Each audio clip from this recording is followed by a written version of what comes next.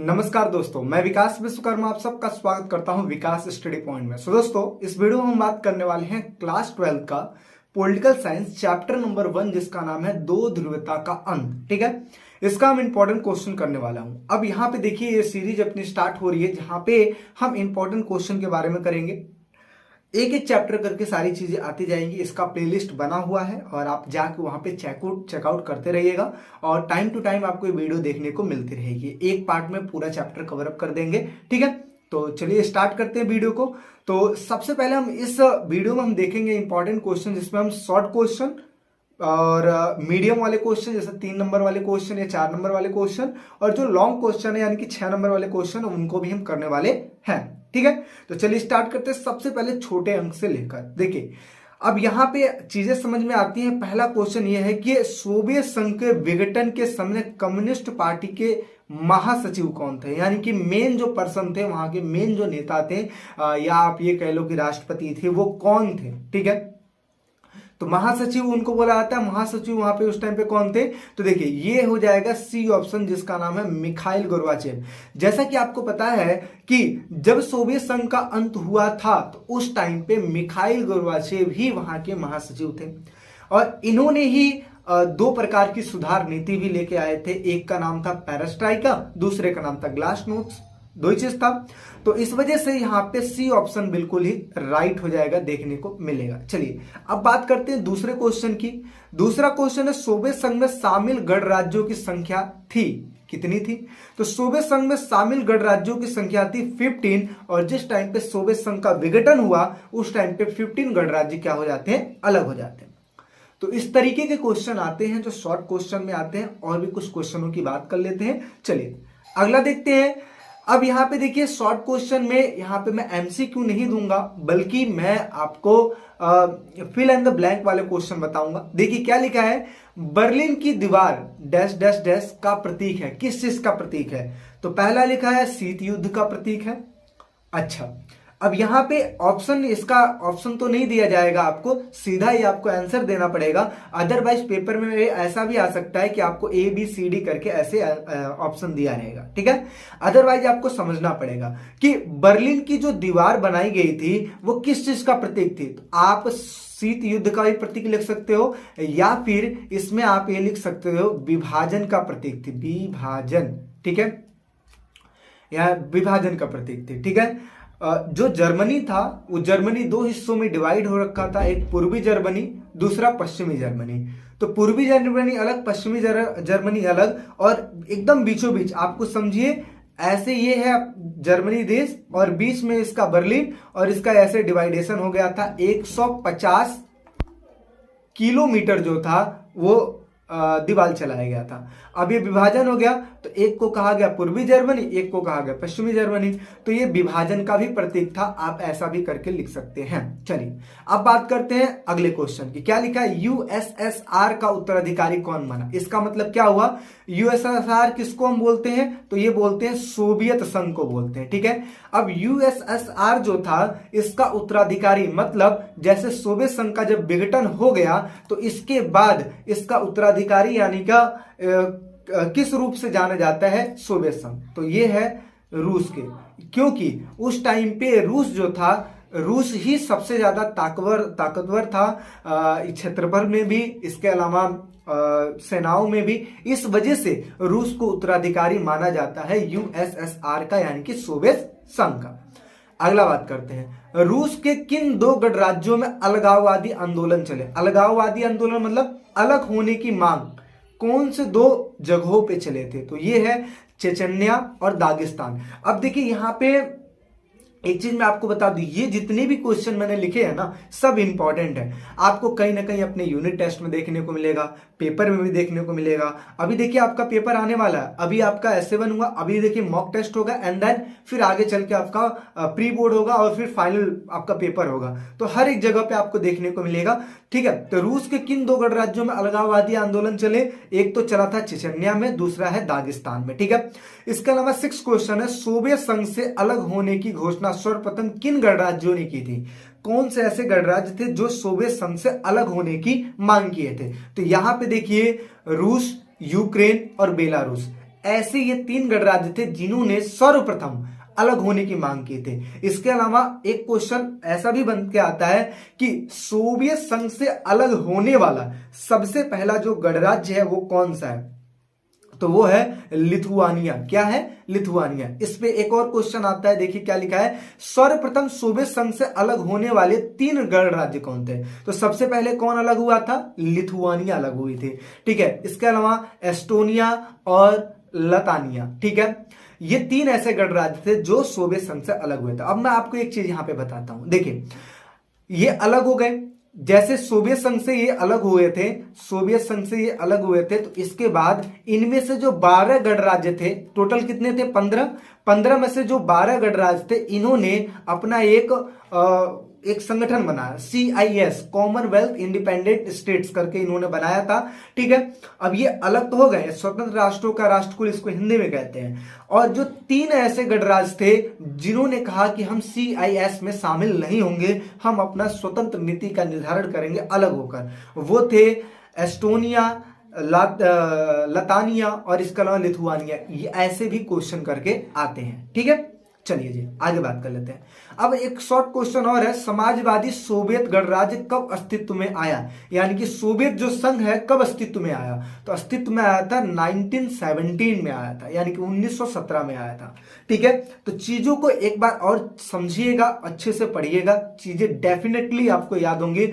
और नहीं याद होती हैं तो इसको लिखकर याद कीजिए, लेकिन याद जरूर कीजिए, आपके पेपर के लिए इंपॉर्टेंट है। ठीक है, देखिए इस वीडियो में मैं तसल्ली वक्त चीजों को समझाऊंगा। वो बच्चे जो चाहते हैं अच्छे नंबर लाना, वो तसल्ली वक्त सारी चीजें पढ़ेंगे। ये नहीं मैं शॉर्ट वीडियो में सारी चीजें खत्म कर दूंगा, बिल्कुल नहीं होगा मेरे से। इसलिए क्योंकि आप लोग को करना है अच्छा स्कोर। पिछले जो मैं ट्यूशन पढ़ा रहा हूं वहां पे बच्चे बहुत अच्छे स्कोर कर रहे हैं, इसके साथ साथ 2 साल से मैं यूट्यूब पे पढ़ा रहा हूं, वहां पे बच्चे बहुत ही अच्छा स्कोर कर रहे हैं। अब की आपकी बारी है, तो चीजों को बहुत ही बेहतरीन ढंग से समझिएगा। चलिए, अच्छा हाँ, एक चीज अब यहाँ पे आपको एक चीज और बता दूं, आप लोग की पढ़ाई और बेटर हो इसके लिए विकास स्टडी पॉइंट का ऐप है। ठीक है, इस ऐप पे क्या होगा, जैसे आप ये वीडियो देख रहे हैं, ये वीडियो आप कहां देख रहे हैं जी? यूट्यूब पे देख रहे हैं। अब यूट्यूब पे क्या है, आप आओगे, सर्च मारोगे, चीजों को देखोगे, समझोगे, बीच बीच में ऐड चलेंगे, आपका ध्यान डिस्ट्रैक्ट होगा, या फिर एक वीडियो जैसे कंप्लीट होगी दूसरी वीडियो आपको देखने को नहीं मिलेगी, मतलब बहुत सारी चीजें दिक्कतें हैं। तो इसके लिए क्या बनाया गया? ऐप बनाया गया। ऐप में आपको इनरोल होना है। आपको क्या मिलेगी? वीडियो मिलेगी, हर एक चैप्टर वाइज आपको वीडियो सीधा क्लिक करना है, पढ़ना है। दूसरा आपको क्या मिलेगा? नोट्स मिलेगा। तीसरा आपको क्या मिलेगा? टेस्ट सीरीज मिलेगा। चौथा आपको इंपॉर्टेंट क्वेश्चन देखने को मिलेगा, फिर सैंपल पेपर मिलेगा, सारी चीजें मिलेंगी। ठीक है, और ये सारी की सारी चीजें, ये सारा का सारा फीचर हमारे ऐप पे देखने को मिलेगा। इसके साथ साथ आप हमारे अलग से नोट्स भी ले सकते हो, जैसा कि ये इंपॉर्टेंट क्वेश्चन के भी और वैसे भी। ठीक है, हमारे ऐप में फीचर ये है कि सबसे पहली चीज ये है कि आपको विदाउट एड सारी चीजें देखने को मिलेगी, कोई भी एड वेड नहीं चलेगा। दूसरी चीज बेनिफिट ये है कि अगर आपके फोन में इंटरनेट भी ना हो ना, तो भी आप ऑफलाइन तरीके से आप हमारे वीडियो को एक्सेस कर पाएंगे। ठीक है, इसका मतलब ये भी है कि आपको बार बार रिचार्ज नहीं कराना पड़ेगा, है ना। तो चलिए, बाकी चैनल पे नए हैं तो सपोर्ट कीजिएगा, चैनल को सब्सक्राइब कीजिए, आपकी मर्जी है। अगर आप अच्छे नंबर लाना चाहते हो, अगर आपको लगता है विकास स्टडी पॉइंट आपके लिए हेल्प करता है तो ही कीजिएगा, अदरवाइज मत कीजिएगा। ठीक है, तो चलिए अब नेक्स्ट बात कर लेते हैं, आगे समझते हैं।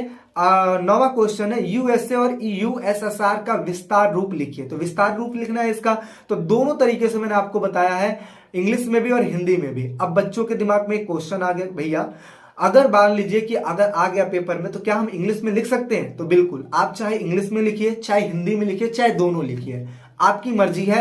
जैसा भी आपको लगता है सुटेबल वैसा आप लिख लीजिएगा, आपको नंबर इजीली मिल जाएगा, कोई भी नंबर नहीं कटेगा। तो देखिए, यूनाइटेड स्टेट ऑफ अमेरिका, इसको कहते हैं यूएसए, और इसको संयुक्त राज्य अमेरिका के नाम से जाना जाता है। और दूसरा है यूएसएसआर, यानी कि union of Soviet socialist Republic. ठीक है, यानी कि सोवियत समाजवादी गणराज्यों का संघ, इसको जाना जाता है। ठीक है, तो चाहे आप हिंदी में याद कीजिए, चाहे इंग्लिश में याद कीजिए। बात करते हैं दो ध्रुवीयता से क्या अभिप्राय है। तो दो ध्रुवीयता से क्या अभिप्राय, इसको बहुत इजी वे में समझाऊंगा। जिस टाइम पे अपना देश आजाद हुआ था, यानी कि 1947 में, 1947 से 2 साल पहले अगर मैं बात करूं 1945 को, तो 1945 में विश्व युद्ध जो था वो खत्म हुआ था। जब विश्व युद्ध खत्म हुआ तो दो ऐसी महाशक्तियां थी जो पूरे विश्व में कामयाब थी, यानी कि कायम थी, जिनका वर्चस्व था। एक का नाम था सोवियत संघ और दूसरे का नाम था अमेरिका। एक सोवियत संघ था, दूसरे का नाम था अमेरिका। सोवियत संघ जो था वो साम्यवादी गुट से वो था, और जो अमेरिका था उसमें पूंजीवाद चलता था। अब होता क्या है कि देश के दो बड़े जो ग्रुप थे वो थे अमेरिका और सोवियत संघ, और उनमें जो विचारधाराएं चलती थी, जैसे अमेरिका में चला पूंजीवाद, सोवियत संघ में चला साम्यवाद। अब मैक्सिमम जो देश थे या तो साम्यवाद को अपना रखे थे या तो पूंजीवाद को अपना रखे थे, और इसी को कहते हैं दो ध्रुवीयता, यानी कि विश्व का दो गुटों में बंट जाना, एक सोवियत संघ और एक पूंजीवाद। ठीक है, यानी कि एक साम्यवाद दूसरा पूंजीवाद। ठीक है, ऐसे तो क्या लिखा है कि दो ध्रुवीय विश्व व्यवस्था से अभिप्राय एक विश्व का दो गुटों में बंट जाना। द्वितीय विश्व युद्ध के पश्चात पूंजीवाद साम्यवाद दो गुटों में विभक्त हो गया था। पूंजीवाद का जो गुट का नेता था वो था अमेरिका, और साम्यवादी गुट का नेता था सोवियत संघ। ठीक है, चलिए जी नेक्स्ट बात करते हैं। दो ध्रुवता के अंत से आप क्या समझते हैं, ये क्वेश्चन आता है। तो देखिए, दो ध्रुवीय विश्व व्यवस्था में अमेरिका तथा सोवियत संघ दोनों का ही दबदबा था। दबदबा का मतलब होता है पावर होना, वर्चस्व होना। मैंने बताया 1945 में जिस टाइम पे सोवियत संघ और अमेरिका दोनों ही पावरफुल थे, उसी टाइम की बात हो रही है। ठीक है, तो वही वो टाइम था जिस टाइम पे दो ध्रुवीय विश्व व्यवस्था थी। ठीक, लेकिन आगे चल के क्या होता है, 1991 में यानी कि 1991 में सोवियत संघ का विघटन हो जाता है। विघटन का मतलब पतन हो जाता है, अलग अलग हो जाता है, और इसकी वजह से सोवियत संघ का विघटन जब हो जाता है तो सिर्फ अमेरिका बचता है, और अमेरिका का ही पावर बचा हुआ था, और अब देश दो ध्रुव में ना बटकर सिर्फ एक ध्रुवीय विश्व व्यवस्था बन चुकी थी। ठीक है, तो चीजें समझ में आ रही है। दो ध्रुवीय विश्व व्यवस्था जहां पे अमेरिका भी है और सोवियत संघ भी है, लेकिन अगर आगे चल के सोवियत संघ जो 1991 में खत्म हो गया था, अब बचा है सिर्फ अमेरिका, और अमेरिका का ही वर्चस्व था। ऐसा करके आगे अगला क्वेश्चन है, अमेरिका तथा सोवियत संघ की कौन सी विचारधारा थी। तो अमेरिका में पूंजीवाद थी तथा सोवियत संघ में साम्यवाद थी। ठीक है, यहां तक चीजें समझ में आई। चलिए अब नेक्स्ट बात कर लेते हैं, आगे समझते हैं क्वेश्चन नंबर 13। सोवियत सत्ता पर कम्युनिस्ट पार्टी का शासन कब खत्म हुआ। आपको यह बात पता है कि सोवियत संघ जो था, सोवियत संघ में एक ही पार्टी थी जिसको हम कहते हैं कम्युनिस्ट पार्टी। अब कहीं ना कहीं सोवियत संघ का जो विघटन हुआ था उनमें इसका भी बहुत बड़ा रोल था, और आगे चल के अगर देखा जाए तो जो कम्युनिस्ट पार्टी थी, कम्युनिस्ट पार्टी खत्म हो जाती है। कब खत्म होती है, जिस टाइम पे सोवियत संघ का विघटन हो जाता है। ठीक है, और उस टाइम पे मैंने आपको बताया कि जिस टाइम पे इसका विघटन हुआ था, उस टाइम पे जो नेता थे जिनका नाम था मिखाइल गोर्बाचेव। मिखाइल गोर्बाचेव ने क्या किया था, जो सोवियत संघ में जो एक तरीके से संघीय परिषद था, यानी कि जैसे भारत में संसद होता है, ऐसे ही वहां के जो संसद है उसको ड्यूमा कहते हैं, सॉरी हाँ ड्यूमा कहते हैं, और दूसरा संघीय परिषद कहते हैं। ठीक है, तो संघीय परिषद और जो ड्यूमा था उनमें कम्युनिस्ट पार्टी जो था, कम्युनिस्ट पार्टी जो सिर्फ एक ही पार्टी थी उसको खत्म कर दिया, और उसके जगह पे बहुदलीय पार्टी को स्थापित किया। लेकिन आगे चल के 1990 से 91 के बीच में सोवियत संघ का विघटन हो जाता है, और कहीं ना कहीं यह भी कहा जाता है कि मिखाइल गोर्बाचेव की वजह से ही सोवियत संघ का विघटन भी हुआ। ठीक है, तो कुछ लोग अच्छा मानते हैं विघटन होना, और कुछ लोग बुरा मानते हैं। अच्छा क्यों मानते हैं, क्योंकि उन्हीं की वजह से सोवियत संघ के जो अलग अलग गणराज्य थे वो स्वतंत्र नीति का निर्धारण कर सके। आगे चल के जो भी, चाहे उनको पूंजीवाद अच्छा लगे चाहे साम्यवाद अच्छा लगे, अपने हिसाब से चीजों को कर पाए। और कुछ लोग बुरा इसलिए मानते हैं क्योंकि जहां पे सोवियत संघ एक में था वहीं अब अलग हो गया था, है ना, ऐसा करके। तो देखिए, मिखाइल गोर्बाचेव ने सोवियत संघ यानी कि सोवियत जो संसद है ड्यूमा के चुनाव के लिए बहुदलीय राजनीति की शुरुआत की थी। सोवियत सत्ता पर कम्युनिस्ट पार्टी का 72 वर्ष पुराना जो एकाधिकार था वो समाप्त हो जाता है। कब समाप्त होता है, 1990 में समाप्त हो जाता है। ठीक है, तो इस वजह से क्या होता है, सोवियत संघ का विघटन हो जाता है। समझ में आ रही चीजें। चलिए जी अब नेक्स्ट और आगे बात कर लेते हैं। अब क्वेश्चन आता है, सोवियत संघ से अलग होने वाला पहला देश कौन है। तो जैसा कि मैंने आपको बताया था लिथुआनिया, स्टार्टिंग में ही आपको बताया था ना, यहाँ पे देखिए, यहाँ पे मैंने बताया था ना लिथुआनिया, तो यही चीज है। सोवियत संघ से अलग होने वाला पहला जो गणराज्य था लिथुआनिया था। अब हम समझते हैं CIS का निर्माण किन देशों ने किया। तो अभी मैंने बताया 15 देश आजाद हुए थे, उनमें से 12 देशों ने मिलकर सोवियत संघ से जो 12 देश अलग हुए थे 15 देश टोटल अलग हुए थे, 12 देशों ने मिलकर CIS का निर्माण कर दिया, ठीक है। लेकिन उनमें से भी अगर देखा जाए तो 3 ऐसे देश थे जिनका रोल ज्यादा था, ठीक है। तो देखिए, रूस, बेलारूस और यूक्रेन, ये तीनों ने ही मिलकर किस चीज का निर्माण किया था, CIS का, ठीक है। 1922 के सोवियत संघ के निर्माण से संबंध संधि को समाप्त करने का फैसला इन्होंने कर लिया और स्वतंत्र राष्ट्रों का राष्ट्रकुल बनाया, जिसमें Armenia, Azerbaijan, Moldova, Kazakhstan, Kyrgyzstan, Tajikistan, Turkmenistan, Uzbekistan और इस तरीके से इन लोगों ने मिलकर कुल राष्ट्रों का राष्ट्रकुल का निर्माण किया। और आगे चल के 1993 में जॉर्जिया जो देश है वो भी इसमें शामिल हो जाता है और जो 3 देश थे वो अलग हो जाते हैं। कौन कौन से 3 देश? अब आपको ये 12 देश तो मैंने गिनवा दिया, अब ये 3 देश जो इनमें शामिल नहीं हुए थे वो यही वाले देश है जो कि मैंने आपको बता दिया, ठीक है। एस्टोनिया, लातनिया और लतानिया और इसके अलावा लिथुआनिया, ठीक है। चलिए जी, ये हो गया। अब बात करते हैं सोवियत संघ का अंत कब हुआ। तो सोवियत संघ का अंत अगर एक्चुअल में देखा जाए तो मिखाइल गोर्बाचेव जो थे सोवियत संघ के राष्ट्रपति पद से इस्तीफा दे दिए और सोवियत संघ का अंत 25 दिसंबर 1991 को हो गया। यानी कि अगर देखा जाए तो 25 दिसंबर 1991 को इन्होंने घोषित कर दिया कि सोवियत संघ का अंत हो चुका है और विघटन हो चुका है, अब सारे देश स्वतंत्र हो चुके हैं, इस तरीके से, ठीक है। अब नेक्स्ट बात करते हैं 17। चलिए बात करते हैं 17 क्वेश्चन की। 17 वाला जो क्वेश्चन है क्या लिखा है, प्रथम विश्व, द्वितीय विश्व और तृतीय विश्व से क्या अभिप्राय है। अब देखिए यहां पे मैं आपको चीजें बता दूं कि प्रथम विश्व किसे कहा जाता था, वो देश जहां पे पूंजीवाद है उसको हम कहते हैं प्रथम विश्व, द्वितीय विश्व वो देश जहां पे साम्यवाद है उसको कहते हैं द्वितीय देश, और तृतीय जो विश्व है हम किसको कहते हैं, वो देश जहां पर गुट निरपेक्षता है। अब इसको अच्छे से और समझाता हूं। 1945 में जिस टाइम पे द्वितीय विश्व युद्ध खत्म हुआ था उस टाइम पे विश्व 2 गुटों में बटा हुआ था, एक पूंजीवाद तो दूसरा साम्यवाद। या तो पूंजीवाद में चले जाओ या तो साम्यवाद में चले जाओ। लेकिन वो छोटे छोटे देश जिन्होंने ये सोचा कि ना तो मुझे पूंजीवाद में शामिल होना है और ना ही मुझे साम्यवाद में शामिल होना है, इन देशों ने मिलकर अपना एक गुट निरपेक्षता का एक तरीके से समझ लो एक गुट बना लिया, ठीक है। इन सारे छोटे छोटे देश जो देश थे ये आपस में मिल गए, ठीक है। इसी को गुट निरपेक्षता कहते हैं। गुट निरपेक्षता जो थे स्टार्ट करने वाले 5 देश थे जिसमें से भारत भी एक है, और इन्होंने क्या किया, अपना गुट बना लिया और गुट बनाने के बाद उन्होंने कहा ना तो हम साम्यवाद में शामिल होंगे ना ही हम पूंजीवाद में शामिल होंगे, हम अपना स्वतंत्र नीति का निर्धारण करेंगे। तो ये वो देश है, ठीक है। तो यही लिखा है, प्रथम विश्व अमेरिका और पूंजीवादी देश, द्वितीय विश्व सोवियत संघ और साम्यवादी देश, तृतीय विश्व जहां पे भारत और जो गुट निरपेक्षता वाले देश है वो शामिल होते हैं। आगे और विस्तार से हम बात करने वाले हैं, ठीक है। आप समझते हैं बर्लिन का दीवार किस चीज का प्रतीक था, इसे कब गिराया गया। तो अभी स्टार्टिंग में ही हमने बात किया था शीत युद्ध का प्रतीक था, साथ ही साथ विभाजन का भी प्रतीक था। तो देखिए बर्लिन की दीवार पूर्वी और पश्चिमी खेमों के विभाजन का प्रतीक था क्योंकि जर्मनी का डिवाइड हो रखा था। आगे इसका निर्माण 1961 में किया गया था। जर्मनी की राजधानी बर्लिन में दीवार चला दिया गया था। मैंने बताया जर्मनी है, जर्मनी के बीचों बीच बर्लिन है और इसको क्या किया गया था, 2 हिस्सों में डिवाइड कर दिया गया था। आगे जो कि पूर्वी जर्मनी और पश्चिमी जर्मनी को 2 बराबर हिस्सों में बांटता था, ठीक है। आगे 150 किलोमीटर लंबी दीवार चलाई गई थी। 9 नवंबर, ठीक है, 1989 को इसको गिरा दिया गया और माना यही जाता है कि इसके गिरने के बाद सोवियत संघ का विघटन होना शुरू हो गया, ठीक है। तो इस तरीके से बर्लिन का जो दीवार था ये खेमों का डिवाइडेशन का प्रतीक था, शीत युद्ध का प्रतीक था। आगे चल के जब गिरा तो माना यह जाता है कि इसी की वजह से या इसके बाद सोवियत संघ का विघटन होता चला गया।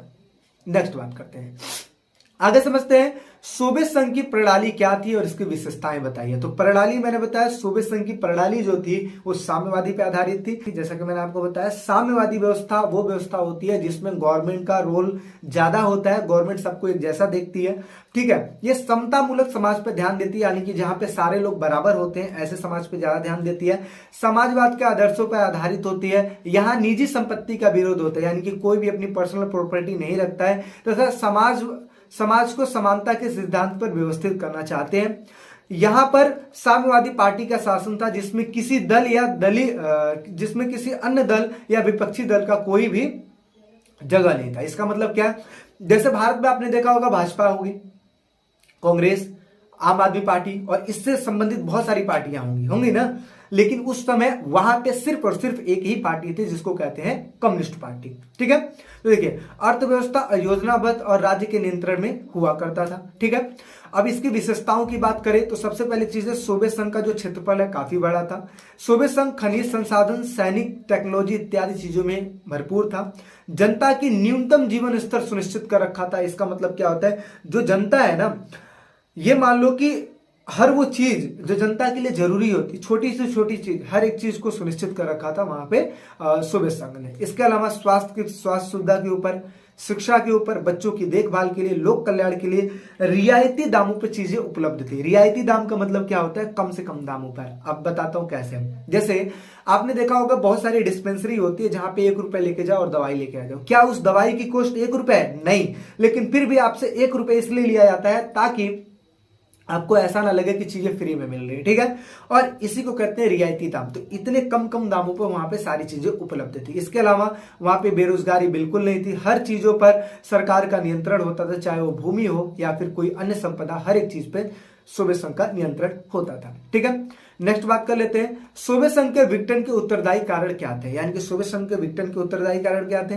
तो सबसे पहले अगर मैं बात करूं तो कम्युनिस्ट पार्टी का बुरा शासन। वहां पे जो कम्युनिस्ट पार्टी थी उसका बुरा शासन था, जैसे भ्रष्टाचार, जनता के प्रति जवाबदेह ना होना, यानी कि वहां पे जो पार्टी थी वो जनता के अकॉर्डिंग बिल्कुल ही नहीं थी, वो अपने हिसाब से भ्रष्टाचार और इत्यादि चीजें करती थी। इसकी वजह से सोवियत संघ के विघटन का पहला कारण तो ये है। दूसरा कारण है संसाधनों का अधिक से अधिक उपयोग हथियारों में कर देना, जिसकी वजह से उपभोक्ता वस्तु की कमी पड़ जाना।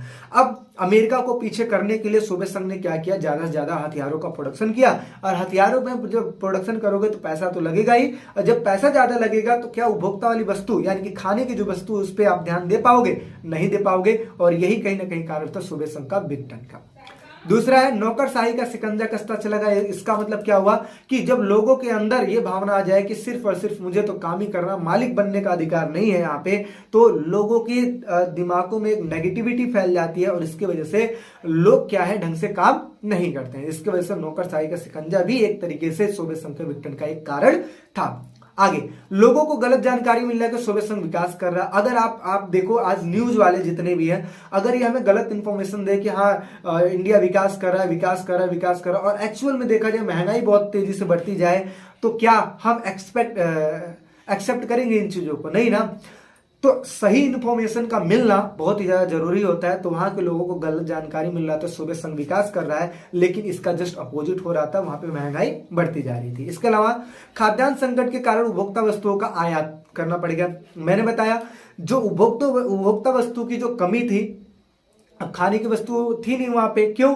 क्योंकि ज्यादा से ज्यादा वो ध्यान किस पे देते थे, हथियारों को बनाने पे ध्यान देते थे। तो इसकी वजह से उनको खाने की वस्तुओं को आयात करना पड़ता था, मतलब खरीदना पड़ता था दूसरे देशों से। इसके अलावा राष्ट्रवादी भावनाओं का राष्ट्रवादी भावनाएं लोगों के मन में आ गई। संप्रभुता की इच्छा का उभार हुआ। लोगों ने अब सोचा कि भाई एक अलग देश ही बना लिया जाए, या जो अपना देश है 15 गणराज्यों से जो मिलकर बना है वो सारे अलग हो जाएंगे तो ही ज्यादा अच्छा है। और आगे चल के ऐसा ही हुआ कि सारे अलग हो गए। इसके अलावा मिखाइल गोरचेव की जो सुधार नीति थी, पेरेस्ट्राइका और ग्लासनोस्ट, ठीक है, इन दोनों की वजह से भी कहीं ना कहीं सोवियत संघ का वो हुआ। ग्लासनोस्ट और पेरेस्ट्राइका, जिसमें एक का मतलब होता है खुलापन दे देना और दूसरे का मतलब होता है पुनर्संरचना। जब ज्यादा से ज्यादा मिखाइल गोरचेव ने खुलापन दे दिया कि जिसको जैसा अपना नीति निर्धारण करना है करो, तो उसके बाद जो 15 देश थे उन्होंने अलग होने की मांग कर दी और इसकी वजह से सोवियत संघ का विघटन हो गया। ठीक है, नेक्स्ट समझ लेते हैं सोवियत संघ के विघटन के परिणाम क्या हुए। देखिए सब 6-6 नंबर के क्वेश्चन है। ठीक है, तो सोवियत संघ के विघटन के परिणाम क्या हुए? तो पहला परिणाम यह हुआ कि शीत युद्ध जो चलता आ रहा था वो क्या हो गया, अब खत्म हो गया। शीत युद्ध एक ऐसा युद्ध होता है जिसमें क्या होता है, लड़ाई जो है आमने सामने नहीं होती है, बल्कि युद्ध की संभावना बनी रहती है लेकिन युद्ध नहीं होता है। और इसमें तनाव, संघर्ष, मतभेद जैसी चीजें होती हैं। लड़ाई हाथों के द्वारा या हथियारों के द्वारा नहीं होता है। ठीक है, इसके अलावा दूसरा विघटन का परिणाम देखा जाए तो जो द्वितीय दुनिया थी, जिसको साम्यवादी कहते हैं, उनका पतन होना स्टार्ट हो गया। लेकिन इसका मतलब ये नहीं कि पूरी तरीके से साम्यवादी व्यवस्था खत्म हो गई, बिल्कुल नहीं, सिर्फ और सिर्फ सोवियत संघ का पतन हुआ। इसके अलावा हथियारों की होड़, जहां पे अब लगता था, अमेरिका कहता था कि सोवियत संघ को पीछे करना है तो हथियार बनाने हैं, सोवियत संघ कहता था अमेरिका को पीछे करना है तो हथियार बनाने हैं। अब ऐसे जो होड़ थे वो क्या हो गए, खत्म हो गए। इसके अलावा विचारधाराओं की लड़ाई अब खत्म हो गई। अब जो सोवियत संघ में विचारधारा साम्यवादी व्यवस्था पर आधारित थी, अब वो खत्म हो गई। इसके अलावा एकमात्र शक्ति बन बैठा कौन, अमेरिका। इसके अलावा 15 गणराज्य सोवियत संघ से अलग हो गए, और ये तो चीज मैंने आपको बता दी। इसके अलावा शॉक थेरेपी को अपनाया गया। शॉक थेरेपी क्या है? शॉक थेरेपी एक ऐसी प्रक्रिया का नाम कहा जाता है जिसमें साम्यवादी व्यवस्था को छोड़कर जो देश पूंजीवाद में चले गए, इसी पूरे प्रोसेस को शॉक थेरेपी कहा जाता है। यानी कि शॉक थेरेपी को अगर मैं कुछ वाक्यों में अगर मैं बताऊं तो शॉक थेरेपी का मतलब ये होता है आघात पहुंचाकर उपचार करना। इसका मतलब क्या है? इसका मतलब ये है कि सोवियत साम्यवादी व्यवस्थाओं को छोड़कर पूंजीवाद की तरफ मुड़ना ही शॉक थेरेपी कहलाता है। तो देखिए, अब यहाँ पे मैं एक क्वेश्चन भी ले लिया हूं शॉक थेरेपी के ऊपर। तो शॉक थेरेपी क्या है? तो देखिए क्या लिखा है, शॉक थेरेपी का मतलब होता है आघात पहुंचाकर उपचार करना। सोवियत संघ के विघटन के बाद पूर्व सोवियत संघ के देशों को अब साम्यवादी व्यवस्था को छोड़कर पूंजीवाद व्यवस्था की तरफ मुंह मोड़ना था, और ये जो चीज हुआ एक मॉडल के हिसाब से हुआ, और इसी मॉडल को विश्व बैंक और IMF यानी कि अंतरराष्ट्रीय मुद्रा कोष शॉक थेरेपी का नाम देते हैं। अब यहाँ पे मैं एक चीज और आपको बता दूं कि कई बार 1 नंबर के क्वेश्चन में ये भी आता है कि किसने शॉक थेरेपी का नाम दिया है। तो ये आता है WB यानी कि विश्व बैंक, और दूसरा IMF। इन दोनों ने मिलकर शॉक थेरेपी का नाम दिया था। और किसको दिया था? जब देश साम्यवादी व्यवस्था को छोड़कर पूंजीवादी व्यवस्था की तरफ मुड़े, ठीक है, यानी कि जब अपना लिया, तो इसी पूरे के पूरे प्रोसेस को देखकर लोग जो IMF और जो विश्व बैंक था उसने नाम दे दिया कि ये जो मॉडल है ये मॉडल शॉक थेरेपी कहलाता है। ठीक है, तो ये चीजें हैं। इसके अलावा शॉक थेरेपी के क्या परिणाम हुए? तो पहला परिणाम है विकसित देशों की साम्यवादी व्यवस्था को छोड़कर पूंजीवाद को अपना लेना। दूसरा है सामूहिक फर्म निजी फर्म में कन्वर्ट हो गए। तीसरा है विकसित देशों की अर्थव्यवस्था क्या हो गई? तहस नहस। जो भी देश अलग हुए थे उनकी अर्थव्यवस्था तहस नहस। इसके अलावा अब ऐसा माना जाने लगा कि ज्यादा से ज्यादा जो व्यापार है, ठीक है, व्यापार से ही जो विकास है संभव हो सकता है। इस वजह से लोग ज्यादातर व्यापार करने पर ध्यान दिए। रूस में पूरा जो ढांचा था चरमरा उठा, मतलब क्या है, खराब हो चुका था, और रूस की जो महत्वपूर्ण उद्योग थे उनको कम से कम दामों पे बेच दिया गया, यानी कि 90% उद्योगों को सस्ते रेट पे बेच दिया गया था, और इसे ही विश्व की सबसे बड़ी गैराज सेल कहा जाता है। और इसके साथ साथ जो रूसी जो मुद्रा थी, मुद्रा में गिरावट आ गई। मुद्रा में गिरावट आने का मतलब क्या होता है? उसकी जो वैल्यू है वो कम होने लगी थी। ठीक है, तो इस तरीके से देखा जाए तो शॉक थेरेपी का ये परिणाम होता है। इंपॉर्टेंट क्वेश्चन है, चीजों को समझिएगा। ठीक है, नेक्स्ट बात कर लेते हैं CIS से क्या अभिप्राय है। जस्ट मैंने पीछे बताया वही सारे क्वेश्चन रिपीट होकर मिलेंगे। तो CIS स्वतंत्र राष्ट्रों का राष्ट्रकुल, इसको कहते हैं कॉमनवेल्थ ऑफ इंडिपेंडेंट स्टेट्स। देखिए, सोवियत संघ से विघटन के बाद स्वतंत्र राष्ट्रों का राष्ट्रकुल अस्तित्व में आया। यह सोवियत संघ के उन्हीं देशों को मिलाकर बनाया गया था जो कि सोवियत संघ से अलग हुए थे, यानी कि 12 देशों को मिलाकर। तो इसमें 12 देश शामिल थे, और 3 जो देश थे उन्होंने अलग रहने का फैसला लिया, जो कि मैंने स्टार्टिंग में आपको बता दिया है। उद्देश्य की अगर मैं बात करूं तो आपसी एकता को बनाए रखना, युद्ध की स्थिति में मिलकर उसका सामना करना। कि 12 देश में अगर किसी एक पे भी कोई हमला करता है तो सारे मिलकर लड़ाई करेंगे, ऐसा। शांति व्यवस्था बनाए रखना, राष्ट्रीय सुरक्षा और निशस्त्रीकरण को बढ़ावा देना, यानी कि राष्ट्रीय अब सुरक्षा देना है, और साथ ही साथ निशस्त्रीकरण यानी कि शस्त्रों का प्रोडक्शन नहीं करना है। ठीक है, आपसी मतभेद को मिलजुल कर बातचीत के द्वारा हल करना है। तो ये सारा इसका अपना उद्देश्य हो जाएगा। अब ये चीज और है जिसको हमें समझना है, और इसके साथ साथ ये जो है अपना इंपॉर्टेंट क्वेश्चन की जो पहली सीरीज है, पहला चैप्टर है, ओवर हो जाएगा। तो देखिए क्या लिखा है, भारत जैसे देशों के लिए सोवियत संघ के विघटन के क्या परिणाम हुए। देखिए मैं आपको बता दूं कि जिस टाइम पे अमेरिका और जो सोवियत संघ है उनका जब दबदबा चल रहा था ना, तो उस टाइम पे जो भारत था वो सोवियत संघ के ज्यादा करीब था। ठीक है, सोवियत संघ के ज्यादा करीब था, क्योंकि जिस टाइम पे बांग्लादेश को आजाद कराने के लिए पाकिस्तान के साथ लड़ाई हुई थी 1971 में, उस टाइम पे कोई नहीं खड़ा था हमारे साथ, सिर्फ और सिर्फ एक ही देश खड़ा था, रूस खड़ा था। ठीक है, और रूस की ही वजह से हम उस युद्ध में विजयी पाए, क्योंकि उस टाइम पे अमेरिका जो था वो पाकिस्तान का साथ देने आ गया था, ब्रिटेन जो था पाकिस्तान का साथ देने आ गया था, लेकिन रूस ही एक ऐसा देश था जो भारत के साथ खड़ा हुआ था और कंधे से कंधा मिलाकर कि अगर भारत को कुछ भी हो जाता है तो उस टाइम पे मैं भारत की ओर से लड़ाई करूंगा। और उस टाइम पे 40वां बेड़ा जो था ना भारत को रूस ने दिया था।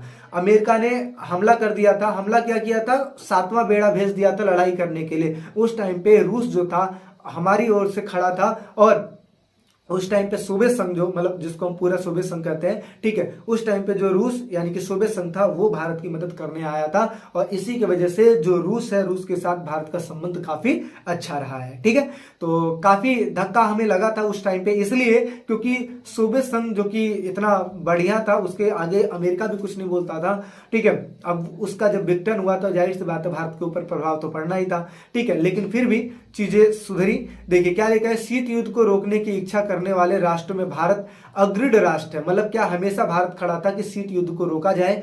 ठीक है, लेकिन आगे चल के उसे महसूस हुआ कि अब विश्व में शीत युद्ध का दौर और अंतरराष्ट्रीय तनाव वातावरण संघर्ष की समाप्ति हो जाएगी। यानी कि भारत ने ये सोच लिया कि अब सोवियत संघ का विघटन तो हो गया है, लेकिन अब जो शीत युद्ध जो चलता आ रहा था जिसमें ये लग रहा था कभी भी लड़ाई हो जाएगी, वो चीजें खत्म हो जाएंगी। ठीक है, भारत ने महसूस किया कि अब सैन्य गुटों की गठन की प्रक्रिया रुकेगी, यानी कि अब लोग गुट नहीं, अब देश आपस में गुट नहीं बनाएंगे। ठीक है, हथियारों की तेज दौड़ भी थमेगी, यानी कि हथियार भी अब उतने प्रोडक्शन नहीं किए जाएंगे। भारत में सरकार तथा जनता को एक नई अंतर्राष्ट्रीय शांति सद्भावना दिखाई देने लगी थी। भारत अन्य प्रजातांत्रिक देशों की तरह विश्व की एकमात्र महाशक्ति अमेरिका की तरफ तथा मजबूती से दोस्ती करने के लिए बढ़ता चला गया। अब देखो सोवियत संघ का विघटन हो गया, लेकिन सोवियत संघ के विघटन के बाद अमेरिका के साथ धीरे धीरे अपना जो संबंध है वो सुधरने लगा था। ठीक है, और आज के डेट में रूस भी अपना दोस्त है, मतलब क्या है, मित्र बना पड़ा है। और इसके अलावा जो अमेरिका है उसके साथ भी हमारी दोस्ती अच्छी है। ठीक है, मिश्रित अर्थव्यवस्था, यानी कि भारत ने अमेरिका की जो पूंजीवादी है उसको भी अपनाया और साथ ही साथ रूस की जो साम्यवादी व्यवस्था है, ठीक है, उसको भी अपनाया, यानी कि दोनों को ही अपनाया। और इसी को कहते हैं मिश्रित अर्थव्यवस्था, जिसमें एक नहीं होती बल्कि दोनों ही होती है। ठीक है, आगे क्या होता है, मिश्रित अर्थव्यवस्था को 1991 से ही छोड़ दिया, मिश्रित अर्थव्यवस्था को 1991 से ही छोड़ दिया गया और एक नई नीति घोषणा की गई। भारत में भी लोग पूंजीवादी अर्थव्यवस्था को अंतर्राष्ट्रीय स्तर पर प्रभुत्वशाली अर्थव्यवस्था मानने लगे। भारत में उदारवादी वैश्वीकरण की नीतियां अपनाई जाने लगी। विश्व बैंक, अंतर्राष्ट्रीय मुद्रा कोष जैसे विभिन्न संस्थाएं देश के प्रबल परामर्शदात्री माने जाने लगे। यानी कि देखिए कहने का मतलब यह है कि आगे चल के जो मिश्रित अर्थव्यवस्था जो अपनी थी, ठीक है, वो अपना लिया गया। यानी कि भारत में मिश्रित अर्थव्यवस्था तो थी, पूंजीवाद और साम्यवाद दोनों ही थी। ठीक है, और इसके साथ साथ अगर देखा जाए तो वैश्वीकरण यानी कि एलपीजी की नीति अपनाई गई। एलपीजी यानी कि लिबरलाइजेशन, प्राइवेटाइजेशन और ग्लोबलाइजेशन की नीति अपनाई गई। जो लिबरलाइजेशन है उसको हम कहते हैं उदारीकरण, यानी कि कंपनी ज्यादा से ज्यादा उद्योगों को बढ़ावा देना, और वैश्वीकरण को कहते हैं ग्लोबलाइजेशन, और प्राइवेटाइजेशन कहते हैं निजीकरण को। ठीक है, जो कि हम आगे जो वैश्वीकरण वाला चैप्टर है उसमें हम देखने वाले हैं। ठीक है, आगे समझते हैं। सोवियत संघ के विघटन के बाद भारत में राजनीतिक रूप से उदारवादी लोकतंत्र राजनीति जीवन सूत्रबद्ध करने वाला अधिक प्रबल रूप से बुद्धिजीवियों तथा अधिकांश पार्टियों द्वारा समझा जाने लगा। यानी कि अब कहा यह गया कि सोवियत संघ के विघटन के बाद अब जो भारत की राजनीति थी उसमें जो बुद्धिजीवी लोग थे इनका योगदान कुछ ज्यादा होने लगा, और इसके अलावा वामपंथी विचारों का एक झटका सा लगा। और वे ऐसा क्योंकि वामपंथी जो विचारधारा थी वो पूरा का पूरा साम्यवाद को सपोर्ट करती थी। ठीक है, साम्यवादी विचारों को सपोर्ट करती थी, और इसी के मुकाबले जो दक्षिणपंथी विचारधारा थी वो अमेरिका की विचारधारा को सपोर्ट करते थे। तो जो वामपंथी विचारधाराओं के जो लोग थे उनको काफी अधिक झटका लगा, और वे ऐसा सोचते हैं कि शीघ्र ही पुनः विश्व में साम्यवादी का बोलबाला रहेगा। अब क्या हुआ कि सोवियत संघ का अंत हो गया तो इनको झटका तो लगा, लेकिन इनको एक आस थी कि आगे चल के दोबारा जो साम्यवाद खराब हुआ है, मतलब खत्म हुआ है, उसको दोबारा से स्थापित किया जाएगा। तो इस प्रकार की चीजें हैं जो आपके सामने हैं और सारे के सारे इंपॉर्टेंट क्वेश्चन मैंने करवाए हैं। आई होप सो आपको अच्छा लगा होगा। चीजें अगर अच्छी लगी है तो वीडियो को लाइक शेयर सब्सक्राइब जरूर कीजिएगा, ठीक है।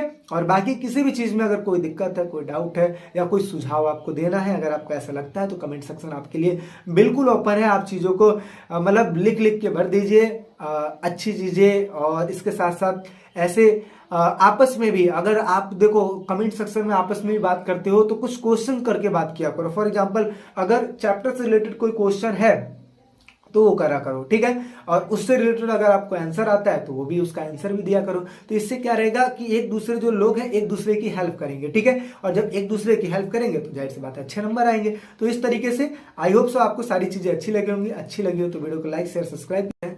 अब समझते हैं थोड़े से छोटे क्वेश्चन और फिर लॉन्ग क्वेश्चन की बात कर लेंगे। छोटे क्वेश्चन में एक क्वेश्चन मैंने ये रखा है कि मार्शल योजना क्या है। तो मार्शल योजना बेसिकली क्या था, अमेरिका जो है यूरोप की हेल्प करना चाहता था, इसकी वजह से मार्शल योजना तैयार किया था 1947 में, उसको लागू किया था 1948 में। देखिए क्या लिखा है, यूरोप की आर्थिक स्थिति और पश्चिमी यूरोप के देशों को पुनर्निर्माण हेतु अमेरिका ने अप्रैल 1948 में मार्शल योजना शुरू की तथा यह 1952 तक जारी था। अमेरिका द्वारा शीत युद्ध के दौरान अर्थव्यवस्था को पुनर्गठन करने के लिए मदद, यानी कि अमेरिका मदद करना चाहता था यूरोप की आर्थिक स्थिति को और पश्चिमी यूरोप के देशों को। इस वजह से 1948 में इस चीज को लागू किया था, ठीक है। आगे बात करते हैं। अगला है क्षेत्रीय संगठन से क्या अभिप्राय। देखिए एक चीज मैं और आपको बता दूं, सिर्फ आप इंपॉर्टेंट क्वेश्चन, अगर आपने चैप्टर नहीं पढ़ा और सिर्फ इंपॉर्टेंट क्वेश्चन पे आ गए हो तो चीजें बहुत हद तक ना थोड़ी बहुत चीजें रहेगी जो कंफ्यूजन में आप चले जाओगे। लेकिन अगर उसी के हिसाब से आप चैप्टर को क्लियर करोगे, और चैप्टर कहाँ से क्लियर करना है, आपको प्ले लिस्ट में जाना है। प्ले लिस्ट में सारी चीजें आपको दी गई है। अब यहीं पर मैं आपको बता रहा हूँ कि यही अगर आप हमारे ऐप पे यही सारी चीजें देख रहे होते तो आपको उसमें सीरियल वाइज सारी चीजें दी होती, कहीं आपको जाने की जरूरत नहीं, बस क्लिक करते रहो, चीजों को करते रहो, ठीक है। तो ये फैसिलिटी मिल जाती है। तो अभी आपको क्या करना है, सबसे पहले चैप्टर को क्लियर करना और उसके बाद फिर इंपॉर्टेंट क्वेश्चन देखिए तो चीजें और अच्छे से क्लियर होंगी, ठीक है। आप समझते हैं क्षेत्रीय संगठन से क्या अभिप्राय है। तो देखिए दो चीजें मैं आपको बताता हूं, एक होता है क्षेत्रीय संगठन, ठीक है, और दूसरा होता है अंतरराष्ट्रीय संगठन। एक होता है क्षेत्रीय संगठन, दूसरा होता है अंतरराष्ट्रीय संगठन। क्षेत्रीय संगठन वो संगठन होता है जिसमें लिमिटेड देश होते हैं। क्षेत्र मतलब एक समझते हो ना, जैसे क्षेत्र वाली बात हो जाती है। तो एक देश है, उसके आस पड़ोस के जितने भी देश हैं वो देश शामिल हो जाते हैं इसमें। लेकिन अंतरराष्ट्रीय की अगर मैं बात करूं तो उसमें सारे देश, एक जो विश्व है, विश्व में जितने भी देश होते हैं वो शामिल होते हैं। चलिए फॉर एग्जाम्पल की बात करूं तो क्षेत्रीय संगठन में आपका यूरोपीय संघ हो जाएगा, आसियान हो जाएगा। और इसके अलावा अंतरराष्ट्रीय संगठन में अगर मैं बात करूं तो अंतरराष्ट्रीय संगठन में यूएनओ हो गया, डब्ल्यूटीओ हो गया, है ना, डब्ल्यूएचओ हो गया। तो ये सब के लिए है, तो इस वजह से, ठीक है। तो क्षेत्रीय संगठन देखिए, क्षेत्रीय संगठन ऐसे संगठन होते हैं जो कुछ विशेष देश के लिए बनाए जाते हैं और कुछ विशेष देश इसमें शामिल होते हैं। इनमें सम्मिलित देशों की संख्या क्या होती है, कम होती है, और ये सिर्फ इन्हीं देशों के लिए काम करते हैं। मतलब जितने भी देश उसमें शामिल होते हैं सिर्फ उन्हीं के लिए काम करते हैं। इनके उद्देश्य की अगर मैं बात करूं तो सबसे पहले क्या है कि अपने क्षेत्र के विकास के लिए काम करना, ठीक है, काम करना। दूसरा है कि अपने क्षेत्र के विवादों को शांतिपूर्ण ढंग से सुलझाना। तीसरा है अपने क्षेत्र के विकास के लिए आर्थिक नीति बनाना, यानी कि विभिन्न प्रकार के प्लानिंग करना। और इसके साथ साथ व्यापार को बढ़ावा देना, जैसे मुक्त व्यापार को बढ़ावा देना। इसके अलावा राजनीति में सुधार लाना, इत्यादि जो चीजें हैं वो क्षेत्रीय संगठन के उद्देश्य हो जाते हैं। इसके अलावा अगर मैं बात करूं यूरोपीय संघ के झंडे की व्याख्या कीजिए, यानी कि यूरोपीय संघ के झंडे की व्याख्या अभी नेक्स्ट क्वेश्चन है अपना, ठीक है, और इम्पोर्टेंट है। कई बार ऐसा भी होता है कि ये झंडा ही सिर्फ दे देता है और इससे रिलेटेड क्वेश्चन पूछ लेता है, और कई बार ऐसा होता है कि क्वेश्चन पूछ लेता है कि झंडे में क्या क्या चीजें हैं और किस तरीके के हैं, है ना, ऐसे करके। देखिए यूरोपीय संघ के अगर मैं झंडे की बात करूं तो 12 सितारे हैं। क्या है, 12 सितारे हैं। तो 12 सितारे मतलब 12 देशों को ये दिखाती हैं। और इसके साथ साथ देखिए क्या लिखा है, यूरोपीय संघ में ध्वज में सोने के रंग के सितारों को घेरा यूरोप के लोगों की एकता और मेल मिलाप को प्रतीक दिखाता है। यानी कि जो सर्कल में बना हुआ है ना, तो ये क्या है, सर्कल में चीजें होने का मतलब यह है कि एक दूसरे से जुड़े हुए हैं, ठीक है। तो मेल मिलाप है, एकता है। इसके अलावा इसमें 12 सितारे हैं क्योंकि 12 की संख्या को वहां पारंपरिक रूप से पूर्णता, एकाग्रता और एकता के प्रतीक के रूप में माना जाता है। इस वजह से इसमें 12 सितारे ही दिए गए। यानी कि देखो जैसे होता है ना कि देश का जो झंडा होता है वो एक अलग ही अपना वो दिखाता है कि एक अलग ही मतलब निकलता है उसका, तो उसी हिसाब से इसका भी मतलब इस तरीके से निकला हुआ है। इसके अलावा अगर मैं बात करूं तो आसियान के झंडे की व्याख्या कीजिए, तो आसियान के झंडे में आपने देखा एक सर्कल है और इसको कहते हैं धान की 10 बालियां, है ना, धान की 10 बालियां। 10 बालियां किस चीज को दिखाती है? 10 देशों को दिखाती है। 5 देश जो स्टार्टिंग में इसमें शामिल थे और 5 देश वो जो बाद में इसमें शामिल हो गए। तो देखिए क्या लिखा है, आसियान का प्रतीक चिन्ह में धान की 10 बालियां हैं, ठीक है, धान की 10 बालियां हैं और ये दक्षिणी पूर्वी एशिया के 10 देशों को इंगित करती हैं जो आपस में मित्रता एकता के धागे में बंधे हुए हैं, यानी कि एक तरीके से देखा जाए तो इस सर्कल में है। वृत्त आसियान की एकता का प्रतीक है, यानी कि जो वृत्त बनाया गया है वो एकता का प्रतीक है, इस तरीके से, ठीक है। इसके अलावा नेक्स्ट बात कर लेते हैं, यूरोपीय संघ से क्या अभिप्राय है, यूरोपीय संघ की विशेषताएं लिखिए। तो यूरोपीय संघ जैसे कि मैंने बताया एक प्रकार का क्षेत्रीय संगठन है जिसकी स्थापना 1992 में की गई थी। इसके अलावा यूरोपीय संघ जो है यूरोप के देशों से मिलाकर बना है, तो इनका एक अपना झंडा है, एक राष्ट्रगान है और इसका साथ साथ स्थापना दिवस भी है और इनकी एक मुद्रा है। मुद्रा जैसे कि मैंने आपको बताया कि यूरो इनकी मुद्रा है, ठीक है, जो इसको शक्तिशाली स्थिति प्रदान करती है। यूरोपीय संघ का विश्व राजनीति में आर्थिक, राजनीतिक, कूटनीतिक, सैनिकी रूप में बहुत ज्यादा महत्व, यानी कि ये हर ओर से मजबूत है, ठीक है। इसके अलावा विशेषताओं की बात करूं तो सबसे बड़ी अर्थव्यवस्था है इसकी। इसके साथ साथ इसमें जो 2 देश शामिल है, ब्रिटेन और फ्रांस, तो ये है जो सुरक्षा परिषद है उसका ये अस्थायी सदस्य हैं, ठीक है। इसके साथ साथ इनके पास विश्व की दूसरी सबसे बड़ी सेना है। इसके साथ साथ अगर यूरोपीय संघ की मुद्रा की बात करूं तो यूरोपीय संघ की मुद्रा इस तरीके से बढ़ती जा रही है कि ये अमेरिका के लिए खतरा बनता चला जा रहा है, यानी कि अमेरिका की वैल्यू इसके सामने कम होती जा रही है, ठीक है। इसके साथ साथ विश्व व्यापार में इसकी हिस्सेदारी जो है अमेरिका की 3 गुनी है, यानी कि जितना अमेरिका विश्व व्यापार में पार्टिसिपेट करता है उसका 3 गुना यूरोपीय संघ करता है, क्योंकि इसमें यूरोप के सारे देश शामिल है इस वजह से।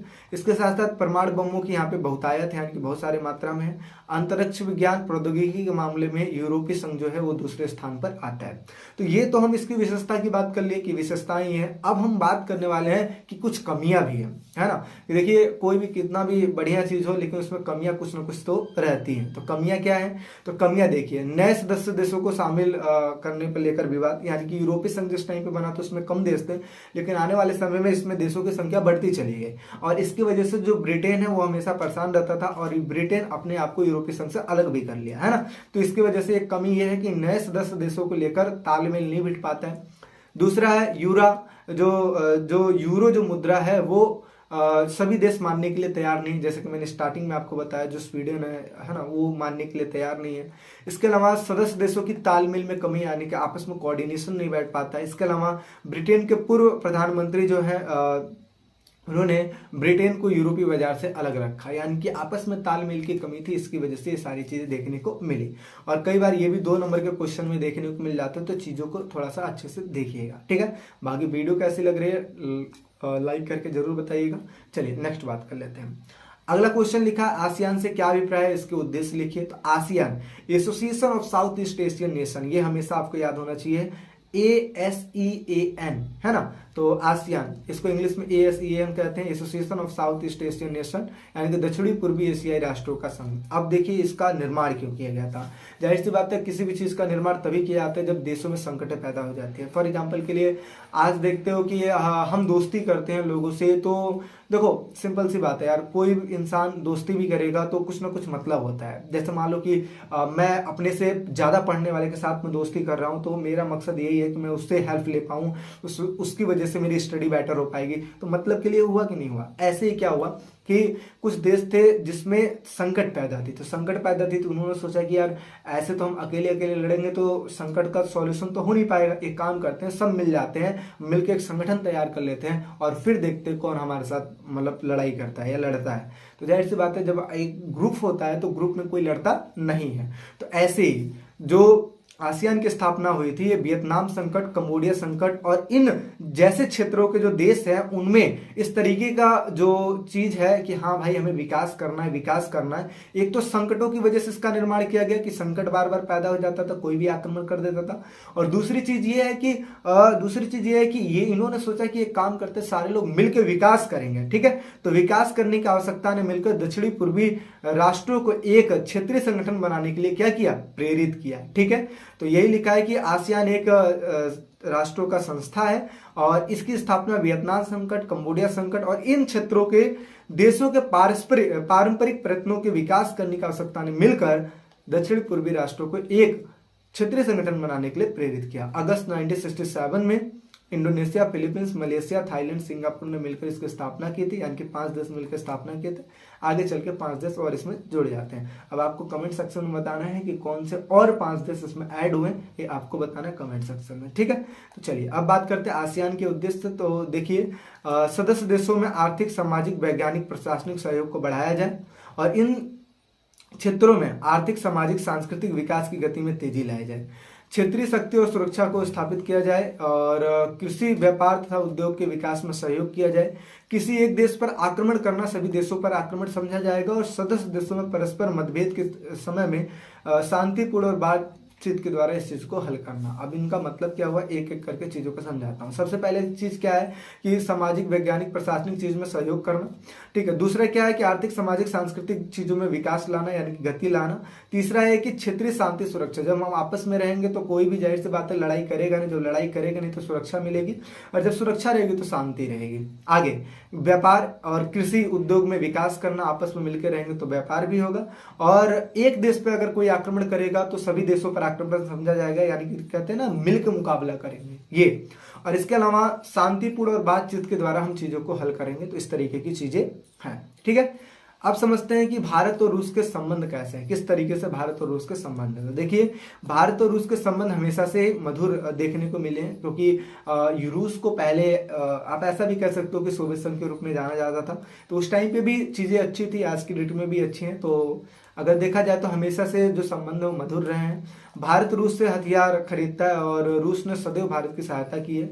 भारत रूस दोनों का ही सपना बहुध्रुवीय विश्व का है। बहुध्रुवीय विश्व का मतलब क्या होता है कि पहले आपने क्या देखा, सिर्फ अमेरिका और सोवियत संघ थे, सिर्फ 2 ही ध्रुव था। लेकिन आगे चल के इन लोग की मेंटेलिटी चेंज हो गई और इन्होंने कहा कि नहीं, अब सिर्फ 2 ध्रुव नहीं रहेंगे बल्कि बहुत सारे ध्रुव रहेंगे। सब अपने आप में एक ध्रुव बन के रहेंगे, यानी कि अपने आप में एक पावर है, किसी का किसी दूसरे पे कोई कब्जा नहीं होना चाहिए ना। इस तरीके की चीजें इन्होंने कही। तो बहुध्रुवीय का मतलब होता है कि सब देश अपना इंडिविजुअल रहें और अपने हिसाब से चीजों का डेवलपमेंट करें और अपने आप में एक ध्रुव बन के निकले। ऐसा दोनों देश चाहते हैं कि अंतर्राष्ट्रीय संघर्षों का समाधान बातचीत के द्वारा हो। 2001 में भारत रूस समझौते में दोनों देशों के बीच 80 द्विपक्षीय समझौते, यानी कि 80 बातों पर सहमति की गई थी। भारत तेल का आयातक देश है, यानी कि खरीदता है रूस से, और संकट की घड़ी में रूस ने भारत को तेल देकर भारत की बहुत ज्यादा सहायता की है।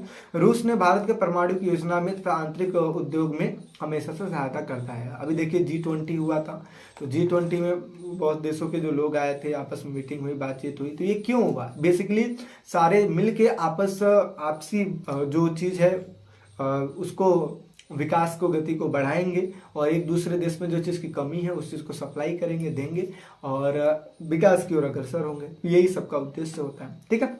आगे समझ लेते हैं चीन में आधुनिकीकरण कैसे हुआ, और एक क्वेश्चन बार बार आता है, ठीक है। क्यों, क्योंकि चीन ने जिस तरीके से तरक्की की, कहा जाता है कि आने वाले समय में 2040 के आसपास, ठीक है, या उससे पहले भी चीन जिस हिसाब से तरक्की कर रहा है उस हिसाब से देखा जाए कि अमेरिका को पीछे छोड़ सकता है ना। तो इस तरीके से तो देखिए, तो ये पूछा है कि विश्व शक्ति के रूप में आ रहा है, ऐसा क्या कारण है। तो देखिए, चीन एशियाई महाद्वीप में पूर्व में स्थित है, यानी कि देखा जाए तो भारत के जस्ट ऊपर में है और पूरब के साइड आप ऐसा कह सकते हैं, ठीक है। चीन का विकास पहले की तुलना में अब ज्यादा तेजी से हो गया। 1978 में मुक्त द्वार, यानी मुक्त द्वार का मतलब ओपन डोर की नीति अपनाई गई, ठीक है, जिसकी वजह से चीन तरक्की किया। देंग शाओपिंग के शासनकाल में ओपन डोर की नीति अपनाया गया था। चीन की आर्थिक विकास की रफ्तार को देखते हुए अंदाजा लगाया जा रहा था कि चीन 2040 तक अमेरिका से भी आगे निकल जाएगा। और 1973 में चाउ एन लाई ने 4 क्षेत्रों में आधुनिकीकरण किया, जैसे कृषि में, उद्योगों में, सेना में और विज्ञान और प्रौद्योगिकी में। और ये आपको पता है, चारों चीजें इंपॉर्टेंट है। सबसे पहला कृषि, कृषि यानी कि खेती अच्छी होगी तो चीजों को खरीदना नहीं पड़ेगा, हमारे पास अगर ज्यादा हो जाएगा तो हम बेच सकते हैं। दूसरा उद्योग, इंडस्ट्री किसी भी देश के लिए बहुत ज्यादा रोल प्ले करती है। जितना जैसे कहते हैं ना, मुझे बिजनेस करना है, तो बिजनेस मतलब यही हुआ ना कि इंडस्ट्री को स्थापित करना है या इस तरीके की चीजें हैं, लोगों को सेवाएं देना, तो ये चीज हो गया। और इसके अलावा सेना अच्छी है और इसके अलावा विज्ञान और प्रौद्योगिकी में इन्होंने अपना ध्यान दिया, यानी कि टेक्नोलॉजी में और साइंस में इन्होंने ध्यान दिया। चीन ने शॉक थेरेपी को नहीं अपनाया, यानी कि पूंजीवाद को अगर देखा जाए तो पूरी तरीके से पूंजीवाद को नहीं अपनाया, बल्कि इसने अर्थव्यवस्था को चरणबद्ध ढंग से चीजों को सही किया। और इसने क्या किया, ओपन डोर की नीति अपनाने की वजह से इसने पूंजीवादी की कुछ विचारधाराएं और साम्यवादी तो इसमें था ही, साम्यवादी की विचारधाराओं को आपस में मिक्स किया और मिक्स करने के बाद चीजों को वो किया। और कई बार ऐसा कार्टून भी देखने को मिल जाता है, यानी कि दो मतलब इस तरीके से साइकिल बनाया गया होता है, ठीक है, और यहाँ पे होता है एक डॉलर का सिंबल और एक सोवियत संघ का वो रुपए का सिंबल होता है। तो ये इसको दिखाने का मतलब ये है कि चीन ने पूंजीवाद को भी अपना रखा और साम्यवाद को भी अपना रखा है, ठीक है। आगे 1982 में खेती का इन्होंने निजीकरण किया, जैसा कि हमने स्टार्टिंग में एमसीक्यू में बात किया था। इसके साथ साथ 1998 में उद्योगों का निजीकरण कर दिया था, यानी कि प्राइवेटाइजेशन कर देना, प्राइवेट लोगों के हाथों में दे देना। इसके अलावा 2001 में देखा जाए तो विश्व व्यापार संगठन में इसमें शामिल हो गया। तो इस तरीके से चीन ने अपने आप को बहुत ज्यादा डेवलप किया और बहुत तेजी से तरक्की करता जा रहा है, ठीक है। इसके अलावा हम बात कर लेते हैं सार्क देखिए ये टॉपिक एक अलग से जुड़ा हुआ था, सार्क के बारे में बहुत सारी चीजें पढ़ने के लिए, लेकिन उन टॉपिकों को डिलीट कर दिया गया। लेकिन थोड़ी बहुत चीजें आपको नॉलेज होनी चाहिए, क्योंकि ये चीजें थोड़े में आता ही है। तो सार्क से क्या अभिप्राय है, सार्क की स्थापना का महत्व बताए। तो सार्क यानी कि एस से south Asian association for regional corporation, ठीक है। तो ये है कि दक्षिणी एशियाई क्षेत्रीय सहयोग संगठन, ठीक है, इसका फुल फॉर्म है। और स्थापना 1985 में की गई थी ढाका में। मुख्यालय अगर हेडक्वार्टर देखा जाए तो काठमांडू यानी कि नेपाल में। सदस्य देश क्या है इसमें, भारत, पाकिस्तान, बांग्लादेश, श्रीलंका, नेपाल, मालदीव, भूटान और अफगानिस्तान। आप इसको कैसे याद करेंगे, आप बना लेंगे भारत का इस तरीके से मैप, और बना नहीं लेना बल्कि मिल जाएगा मार्केट में। और इसके आसपास के जितने भी देश हैं, चाहे नेपाल हो गया, चाहे श्रीलंका हो गया, ठीक है, चाहे इसके ऊपर अफगानिस्तान हो गया, चाहे यहाँ पे भूटान हो गया, ठीक है, यहाँ पे मालदीव हो गया, और इस तरीके से जितने भी आसपास के जो देश हैं वही इसमें शामिल हैं। टोटल देशों की संख्या कितनी है, 8 है, ठीक है। आगे सार्क की स्थापना का महत्व लिखिए तो क्या है, सार्क संगठन ने दक्षिणी एशिया के लोगों के कल्याण तथा उसके आजीविका स्तर को सुधारने के लिए महत्वपूर्ण योगदान दिया है। यानी कि अगर कहा जाए तो सार्क के जो आपस में जो देश हैं एक दूसरे की सहायता किए हैं, ठीक है, ताकि जीवन स्तर को ऊंचा उठाया जा सके। इनके द्वारा इस क्षेत्रों में अधिक विकास, सामाजिक प्रगति, सांस्कृतिक उन्नति का मार्ग प्रशस्त किया गया, यानी कि दिखाया गया। और इस संगठन के द्वारा दक्षिणी एशिया के देशों में सामूहिक आत्मविश्वास की भावना को बढ़ावा मिला। सार्क के गठन के सभी 7 देशों की आपसी समस्याओं को पारस्परिक विश्वास तथा सूझबूझ से सुलझाने का अवसर प्राप्त हुआ। यानी कि इसमें देखिए 7 देश क्यों लिखा गया है, यहाँ पे मैंने आपको 8 देश बताया। देखिए स्टार्टिंग में इसमें 7 ही देश थे, लेकिन आगे चल के एक देश और इसमें शामिल हो गया, यानी कि अफगानिस्तान शामिल हो गया था। कब हुआ था, 2007 में। तो इसी वजह से तो स्टार्टिंग में 7 है, लेकिन अब ये 8 हो गया, ठीक है, 2007 में शामिल हो गया था।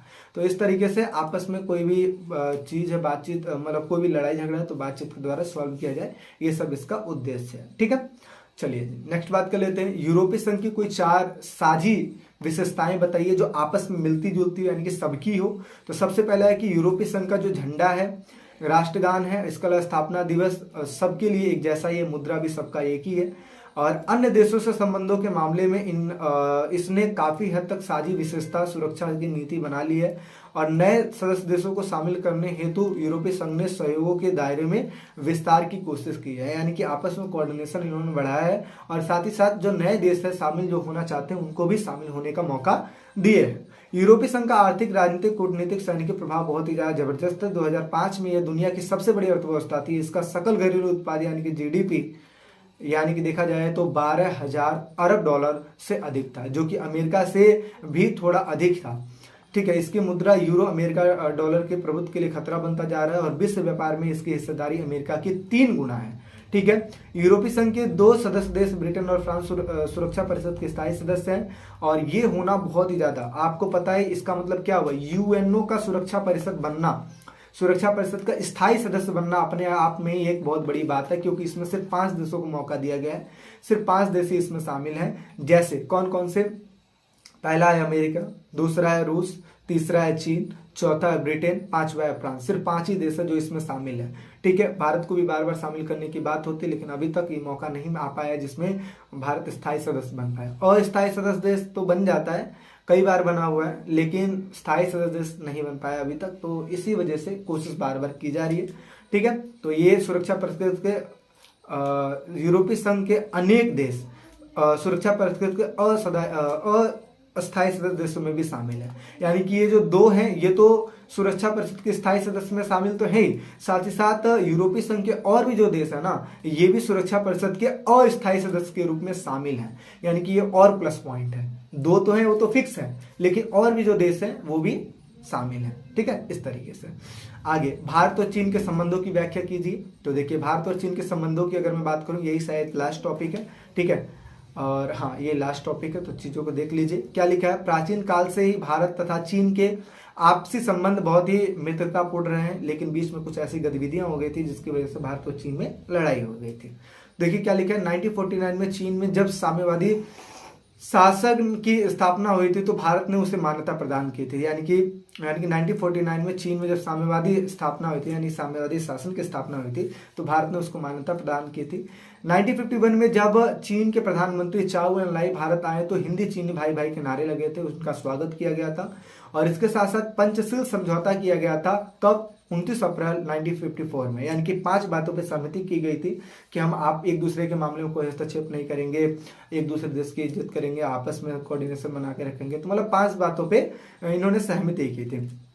लेकिन आगे चल के जब उस सहमति में एक तिब्बत मामला आता है तो भारत ने हस्तक्षेप कर दिया और इसके बाद चीन ने कहा कि फिर ये तो पंचशील योजना के खिलाफ है, तो फिर उन्होंने चीन ने आक्रमण कर दिया और इस तरीके से भारत की लड़ाई हुई और इस युद्ध में हमें काफी नुकसान का सामना करना पड़ा था। तो इस तरीके से तो देखिए क्या लिखा है, 1957 में तिब्बत के नेता दलाई लामा भारत में शरण ले लिए। तिब्बत पर कब्जा कर लेने के बाद चीन ने भारत की सीमाओं पर पक्की सड़कें बना ली और 1962 में भारत पर हमला बोल दिया और युद्ध तो रुक गया पर दोनों देशों की जो झगड़े हैं वो जो संबंध है वो धीरे धीरे बिगड़ गए।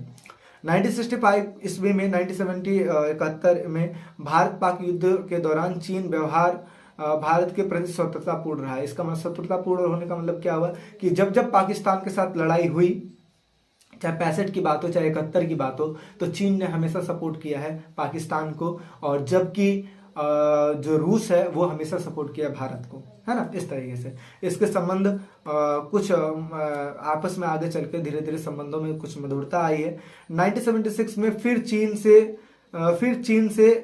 चीन में भारत का राजदूत भेजा गया और 1985 में चीन के साथ एक व्यापारिक समझौता किया गया और इसके साथ साथ चीन ने भारत को कोयला तेल देने की मंजूर किया और भारत से अनेक कच्ची लौह धातु चीनी उद्योग में काम आने वाली मशीनें ले जाना स्वीकार किया। यानी कि भारत और आपस में लेन देन अपना शुरू कर दिया। 1988 में भारत के तत्कालीन प्रधानमंत्री राजीव गांधी चीन के दौरे पे गए थे और इसके साथ साथ अगर देखा जाए 2014 में सी जिनपिंग भारत आए थे और नरेंद्र मोदी जी ने प्रोटोकॉल तोड़कर, यानी कि जो चीजें थी आपस में जो विवाद थी उन चीजों को तोड़कर अहमदाबाद में उनका स्वागत किया। चीन ने 5 साल के भीतर भारत में $20 बिलियन से ज्यादा के निवेश का वादा किया, यानी कि भारत में इन्वेस्टमेंट करने का वादा किया और इस तरीके से आपसी जो संबंध धीरे धीरे बढ़ते चले गए, अच्छे होते चले गए। और मई 2015 में प्रधानमंत्री मोदी का पहला चीन दौरा हुआ। अक्टूबर में जिनपिंग और मोदी की मुलाकात गोवा में ब्रिक्स देशों की बैठक में हुई थी। अभी ब्रिक्स क्या है ये तो ऑलरेडी शायद आपके टॉपिक में अब तो डिलीट कर दिया गया, नहीं तो पहले ये था आपका। यानी कि देखा जाए तो ब्राजील और इसके अलावा रसिया हो गया, ठीक है, इसके साथ साथ अपना इंडिया हो गया, चाइना हो गया और इसके साथ साथ साउथ अफ्रीका हो गया। तो इन देशों का एक समूह था। तो इस तरीके से और इसी में इनकी मुलाकात की गई थी 2015। चलिए स्टार्ट करते हैं। समकालीन विश्व और दक्षिण एशिया। दक्षिण एशिया किसको कहते हैं? सबको ये बात पता है कि एशिया में हमारा भारत आता है, लेकिन ये नहीं पता कि एशिया में कहां पे आता है। जी दक्षिण में आता है। किस में आता है? दक्षिण में आता है। चलिए हम थोड़ा सा बात कर लेते हैं। जैसे मान लो ये हो गई हमारी पूरी पृथ्वी, ठीक है ना, और इस पृथ्वी में अगर मान लो हमारा अपना भारत यहाँ पे आता है, ठीक है, तो ये हो गई अपनी एशिया और एशिया, सॉरी यहाँ पे आगे बढ़ गया थोड़ा सा, ये हो गई एशिया और एशिया के आता है दक्षिण में। तो दक्षिण में देखिए इसको कहते हैं ईस्ट, इसको कहते हैं वेस्ट, इसको कहते हैं नॉर्थ, इसको कहते हैं साउथ और साउथ मतलब होता है दक्षिण और दक्षिण मतलब दक्षिण एशिया की जब भी बात करते हैं तो ये जो देश यहाँ पे आपको नजर आ रहे हैं ये जरूर आएंगे। कौन कौन से देश है? पहला भारत है, दूसरा है पाकिस्तान, तीसरा अफगानिस्तान, इसके बाद है नेपाल, इसके बाद है भूटान, फिर है बांग्लादेश, फिर है श्रीलंका और मालदीव। इस तरीके के जो देश हैं वो आपके दक्षिण एशिया में आता है। तो आपसे कोई पूछे कि दक्षिण एशिया में कौन कौन से देश आते हैं, तो ये आप बताओगे कि टोटल 8 देश हैं जो कि दक्षिण एशिया में आते हैं।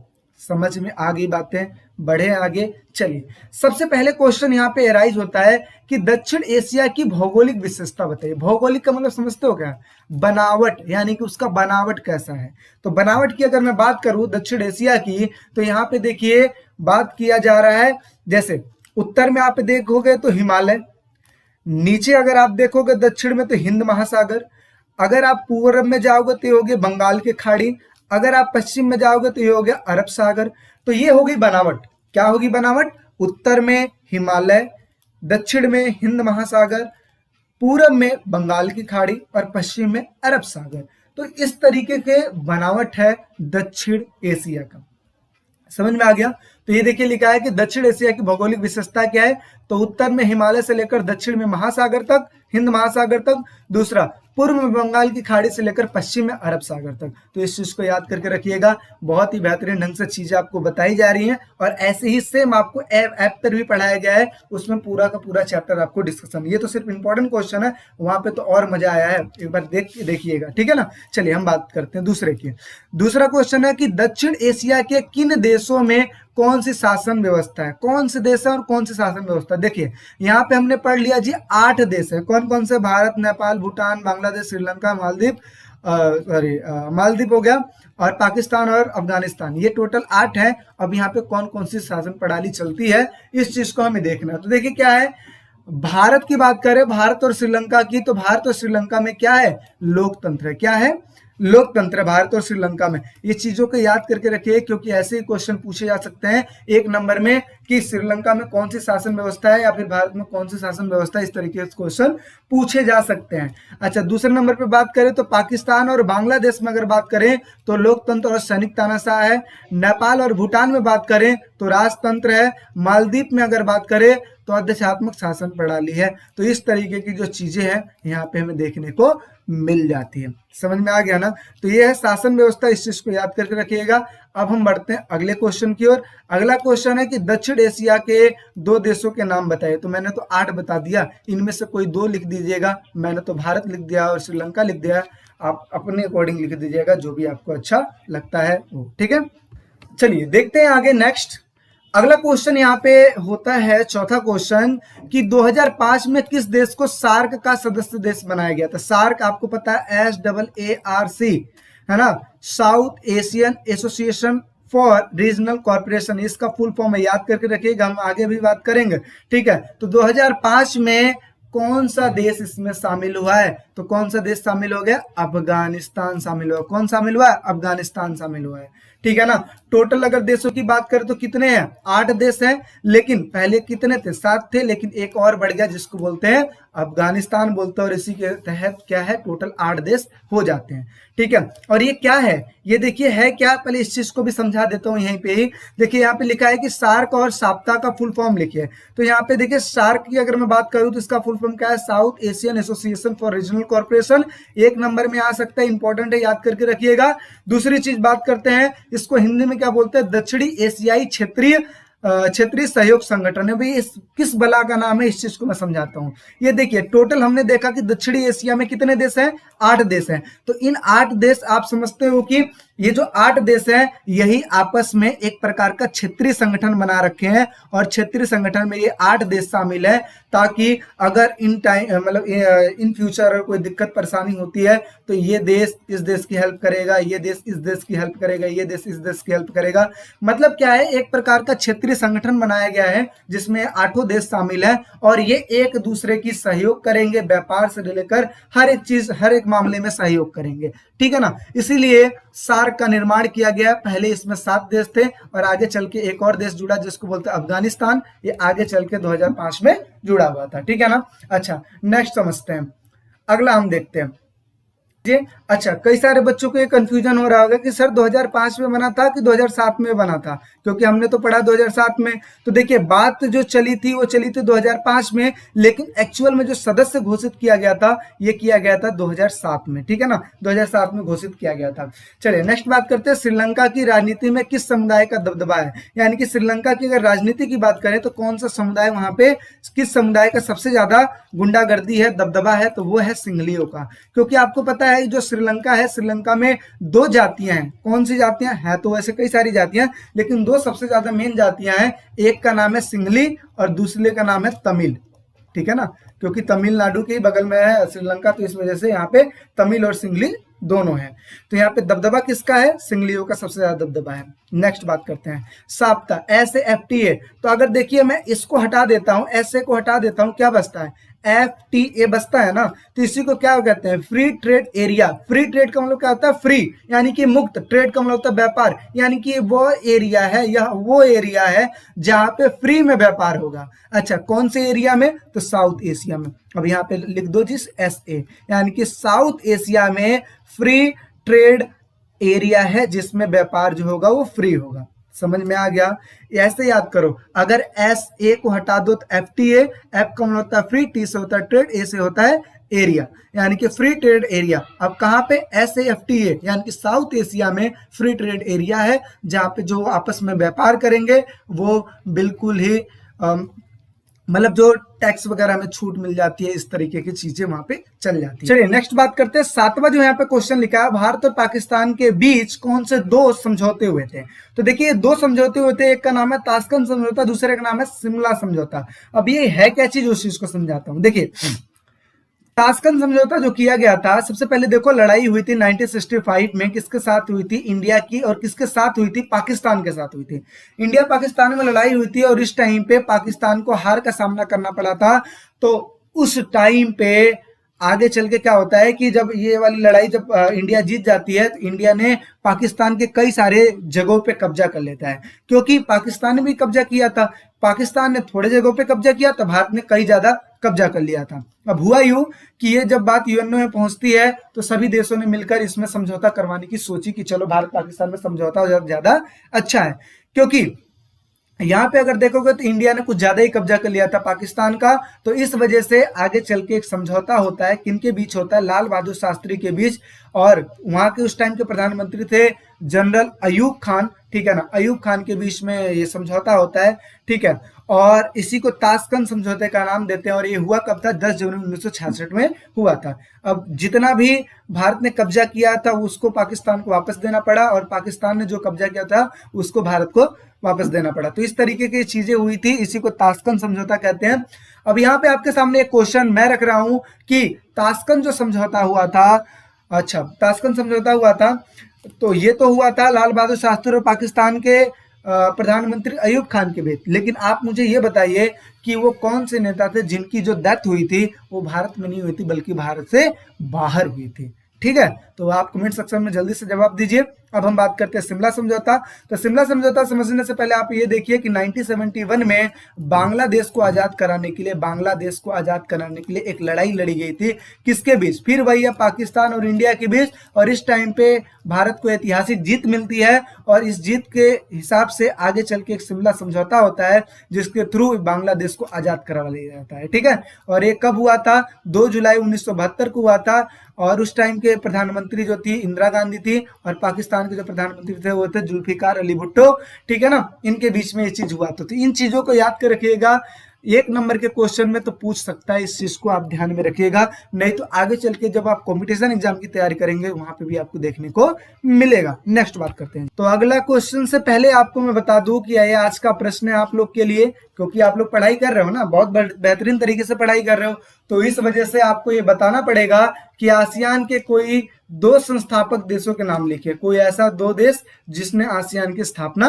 की थी, ये बता दीजिए। और दूसरा चीज ये बताइए कि सार्क की स्थापना कब हुई थी, जो कि मैंने आपको पिछली वीडियो में बता दिया है। जिन बच्चों ने नहीं देखा है डिस्क्रिप्शन में जाके लिंक है, देख सकते हो वहां पे। और आप देखिए प्लीज, चैनल पे अगर नए हैं तो चैनल को सब्सक्राइब कीजिए, क्योंकि आप ही मोटिवेशन दे सकते हैं हमें, है ना। हम आपको पढ़ाते हैं और आप हमसे सीखते हैं कई सारी चीजें, तो जाहिर सी बात है हमें आपके सपोर्ट की जरूरत है। तो सपोर्ट मिल कैसे सकता है? सब्सक्राइब करके मिल सकता है, वीडियो को शेयर करके मिल सकता है ना, इन तरीकों से मिल सकता है। और साथ ही साथ ये आपके स्टडी के लिए और बेटर रहेगा कि भाई आप हमारे साथ जुड़ेंगे तो बहुत सारी चीज़ों को सीखेंगे और अच्छा स्कोर कर पाएंगे। बाकी आप हमारा ऐप डाउनलोड कीजिए, वहां पे आप जाके सारी चीजों को समझ सकते हैं, देख सकते हैं, पढ़ सकते हैं और अच्छे नंबर स्कोर कर सकते हैं। नेक्स्ट बात करते हैं। अगला लिखा है कि पूर्वी पाकिस्तान बांग्लादेश कैसे बना, यानी कि आप देखिए पूर्वी पाकिस्तान जो था वो बांग्लादेश कैसे बना, अभी इस चीज के बारे में आपको बता रहा हूं।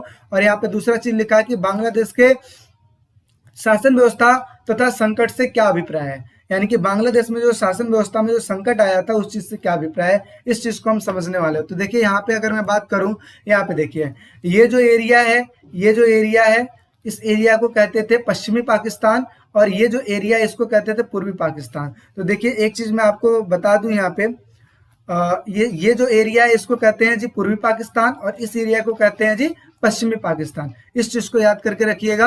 अभी मैं आगे मैटर बताता हूँ, ठीक है। अब होता क्या है, आगे चल के जो पूर्वी पाकिस्तान है उस पे पूर्वी पाकिस्तान पे पूरा जोर दबाव देता है पश्चिमी पाकिस्तान, यानी कि जो एक्चुअल पाकिस्तान है वो जोर दबाव देता है और वो कहता है कि भाई आपके इधर जो शासन होगा, आपके इधर कुछ भी होगा तो आप वो मेरे से पूछ पूछ के करोगे। तो आप एक बात बताओ, ये जो देश है, जो अपना जो पीछे का पाकिस्तान है और आगे का जो बांग्लादेश है, अब कोई भी काम करेगा बांग्लादेश तो ये पूछ पूछ के करेगा नहीं ना, क्योंकि देखो उस टाइम बांग्लादेश तो आज के टाइम पे बोला जाता है ना, लेकिन जब देश आजाद हुआ था तो इसको पूर्वी पाकिस्तान बोला गया था और इसको पश्चिमी पाकिस्तान बोला गया था, है ना।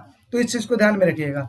अब आगे चल के क्या होता है कि जो बांग्लादेश वासी थे, इन्होंने क्या किया, अपना एक सरकार बना देते हैं और सरकार बनाने के थ्रू वो यहाँ से विद्रोह, अब जब ये बात पता लगती है पाकिस्तान को, पाकिस्तान क्या करता है, यहाँ पे सेना भेज देता है ताकि यहाँ के सरकार को गिरफ्तार किया जा सके। और वो क्या करता है, यहाँ की जो सरकार बनी होती है उसको गिरफ्तार करवा लेता है और गिरफ्तार करवाने के बाद अब यहाँ पे फिर दंगे फसाद रेप ये बहुत सारी चीज होने लगती है।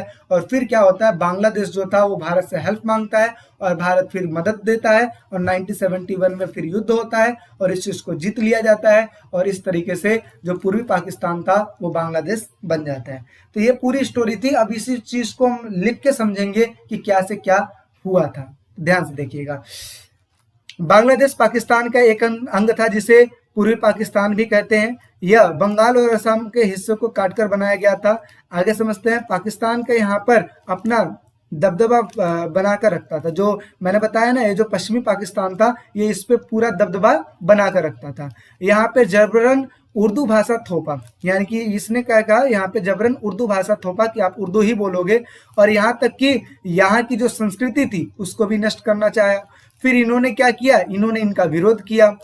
आगे क्या होता है, पश्चिमी पाकिस्तान के खिलाफ शेख मुजीबुर रहमान के नेतृत्व में जन संघर्ष छिड़ गया। यानी कि जैसे मैंने आपको बताया ना, एक नेता का चुनाव होता है तो उन्हीं का नाम है शेख मुजीबुर रहमान, ठीक है ना। आगे चल के शेख मुजीबुर रहमान की पार्टी अवामी लीग बनती है को वहां 1970 में सभी सीटों पर विजयी मिल जाती है, यानी कि ये जो व्यक्ति है ये व्यक्ति जीत जाता है। फिर क्या होता है, शेख मुजीबुर रहमान को गिरफ्तार कर लिया गया, यानी कि जो पश्चिमी पाकिस्तान है ये इसको क्या करते हैं, गिरफ्तार कर लेते हैं। आगे चल के फिर याहिया खान के दौर में पाकिस्तानी सेना ने बंगाली जनता के आंदोलन को कुचलने की कोशिश की। अब होता क्या है कि जब इस व्यक्ति को गिरफ्तार कर लिया जाता है तो अब यहाँ पे दंगे फसाद होने लगते हैं। जैसे मैंने आपको बताया, यहाँ पे दंगे फसाद होने लगते हैं और फिर होता क्या है, यहाँ पे हजारों लोग मारे गए थे और लाखों लोग शरणार्थी बनकर भारत आ गए थे। अब किसी देश में कोई जुर्म होगा तो जाहिर सी बात, वो अपने पड़ोसी देश में ही तो जाएगा। तो अगर मान लो ये बांग्लादेश में अगर कोई जुर्म हो रहा है तो ये भाग के कहाँ जाएंगे, ये इंडिया में तो आएंगे ना। तो यही चीज है। तो आगे चल के क्या हुआ कि लाखों लोग शरणार्थी बन के भारत में चले आए और इस समस्या को देखकर भारत पूर्वी पाकिस्तान को समर्थन दिया, यानी कि भारत ने क्या किया, पूर्वी पाकिस्तान को मदद किया और इसी की वजह से भारत पाकिस्तान में लड़ाई छिड़ गई। और कब की बात है, 1971 की बात है। यह लड़ाई काफी भयानक लड़ाइयों में से एक थी। युद्ध का खात्मा पूर्वी पाकिस्तान में पाकिस्तानी सेना का आत्मसमर्पण था। यानी कि कहा जाए तो युद्ध का खात्मा कब हुआ, युद्ध का खात्मा तब हुआ, यहाँ के देख सकते हो ये जो पाकिस्तानी सेना जो थी ना, पाकिस्तान की जो सेना थी उसने पूरी सेना पूर्वी पाकिस्तान में भेज रखी थी और भारत ने क्या किया, भारत ने खूब लड़ाई लड़ी और लड़ने के साथ ही साथ यहाँ के 90,000 सैनिकों को 90,000 सैनिकों को 90 नहीं 93,000 सैनिकों को समर्पण करना पड़ा। देख रहे हो ना, सरेंडर कर रहे हैं, ये पाकिस्तानी सेना है जो कि समर्पण कर रहे हैं। और समर्पण के साथ क्या होता है, अपना देश जीत जाता है और 1971 में विजय मिल जाती है, और साथ ही साथ बांग्लादेश को अलग करवा लिया जाता है। तो देखिए क्या लिखा है, युद्ध का खात्मा हो गया और पूर्वी पाकिस्तान में पाकिस्तान सेना का समर्पण हुआ, और यह क्या था, और एक स्वतंत्र राष्ट्र बांग्लादेश का निर्माण हुआ था। ठीक है ना, आगे समझते हैं। 16 दिसंबर 1971 को भारतीय सेना के समक्ष 93,000 सेनाओं ने समर्पण कर दिया। तो ये थी पूरी स्टोरी, जिसके थ्रू हमने ये देखा कि पूर्वी पाकिस्तान आखिर बांग्लादेश कैसे बना। ठीक है ना, और इस चीज को और बेहतरीन ढंग से समझाया गया है हमारे ऐप पे, जाके आप वहां पे चीजें देख सकते हैं। नेक्स्ट बात करते हैं, श्रीलंका का जातीय संघर्ष। अब समझते हैं श्रीलंका में कौन सी जातीय संघर्ष थी, इस चीज को समझते हैं। तो यहाँ पे अगर देखने वाली बात है कि श्रीलंका एक द्वीपीय देश है। क्या है जी, द्वीपीय देश है, क्योंकि ये साइड में देख लो पूरा पानी पानी पानी पानी है। तो द्वीपीय देश है जो कि तमिलनाडु के दक्षिण तट से कुछ किलोमीटर की दूरी पे है। अगर भारत से देखोगे तो ये अपना हो गया तमिलनाडु, और तमिलनाडु से इतनी दूर पे है ना, तो यही चीज है। इसका क्षेत्रफल की अगर बात किया जाए तो हरियाणा के बराबर है। अगर क्षेत्रफल देखा जाए तो हरियाणा के बराबर है, और यहाँ पे आबादी देखा जाए तो लगभग 2 करोड़ है। अब यहाँ पे सबसे ज्यादा सिंगलियों का दबदबा है, यानी कि सबसे ज्यादा यहाँ पे सिंगली लोग रहते हैं, जिनकी संख्या कितनी है, 74% है। और इसके बाद तमिलों की संख्या है, ठीक है, जिनकी संख्या कितनी है, 18% है, और ईसाइयों की संख्या 7% है। और यहाँ पे देखिए सिंगली और तमिल दोनों भाषा बोलते हैं। यहाँ पे कौन सी भाषा बोली जाती है, सिंगली भी बोली जाती है और तमिल भी बोली जाती है। अब याद करो, मैंने पहला क्वेश्चन आपको बताया है, सबसे पहले क्वेश्चन में आपसे ये पूछा गया था कि श्रीलंका में किसका दबदबा है। देखिए ये इस क्वेश्चन की बात कर रहा हूं मैं, इस वाले क्वेश्चन की। तो श्रीलंका में किसका दबदबा है, सिंगलियों का दबदबा है, क्योंकि इनकी संख्या कितनी है, 74% है। तो यही चीज है, ठीक है, समझ में आ गया। अब समझते हैं, श्रीलंका की जनसंख्या का लगभग 18% भाग भारतीय मूल के तमिल का है। देखिए श्रीलंका की जनसंख्या की अगर बात किया जाए तो 18% जो लोग हैं वो भारतीय मूल के तमिल है, क्योंकि ये तमिलनाडु से ही तो गए थे यहाँ पे, ठीक है, जो कि श्रीलंका के उत्तरी और पूर्वी प्रांतों में बसे हुए हैं। ये हो गया ईस्ट, इसे कहते हैं जी वेस्ट, इसको कहते हैं नॉर्थ, इसको कहते हैं जी साउथ। तो ये अपना उत्तर पूर्व यही हुआ ना, तो यहीं पे जाके पूरे बसे हुए हैं, ठीक है ना।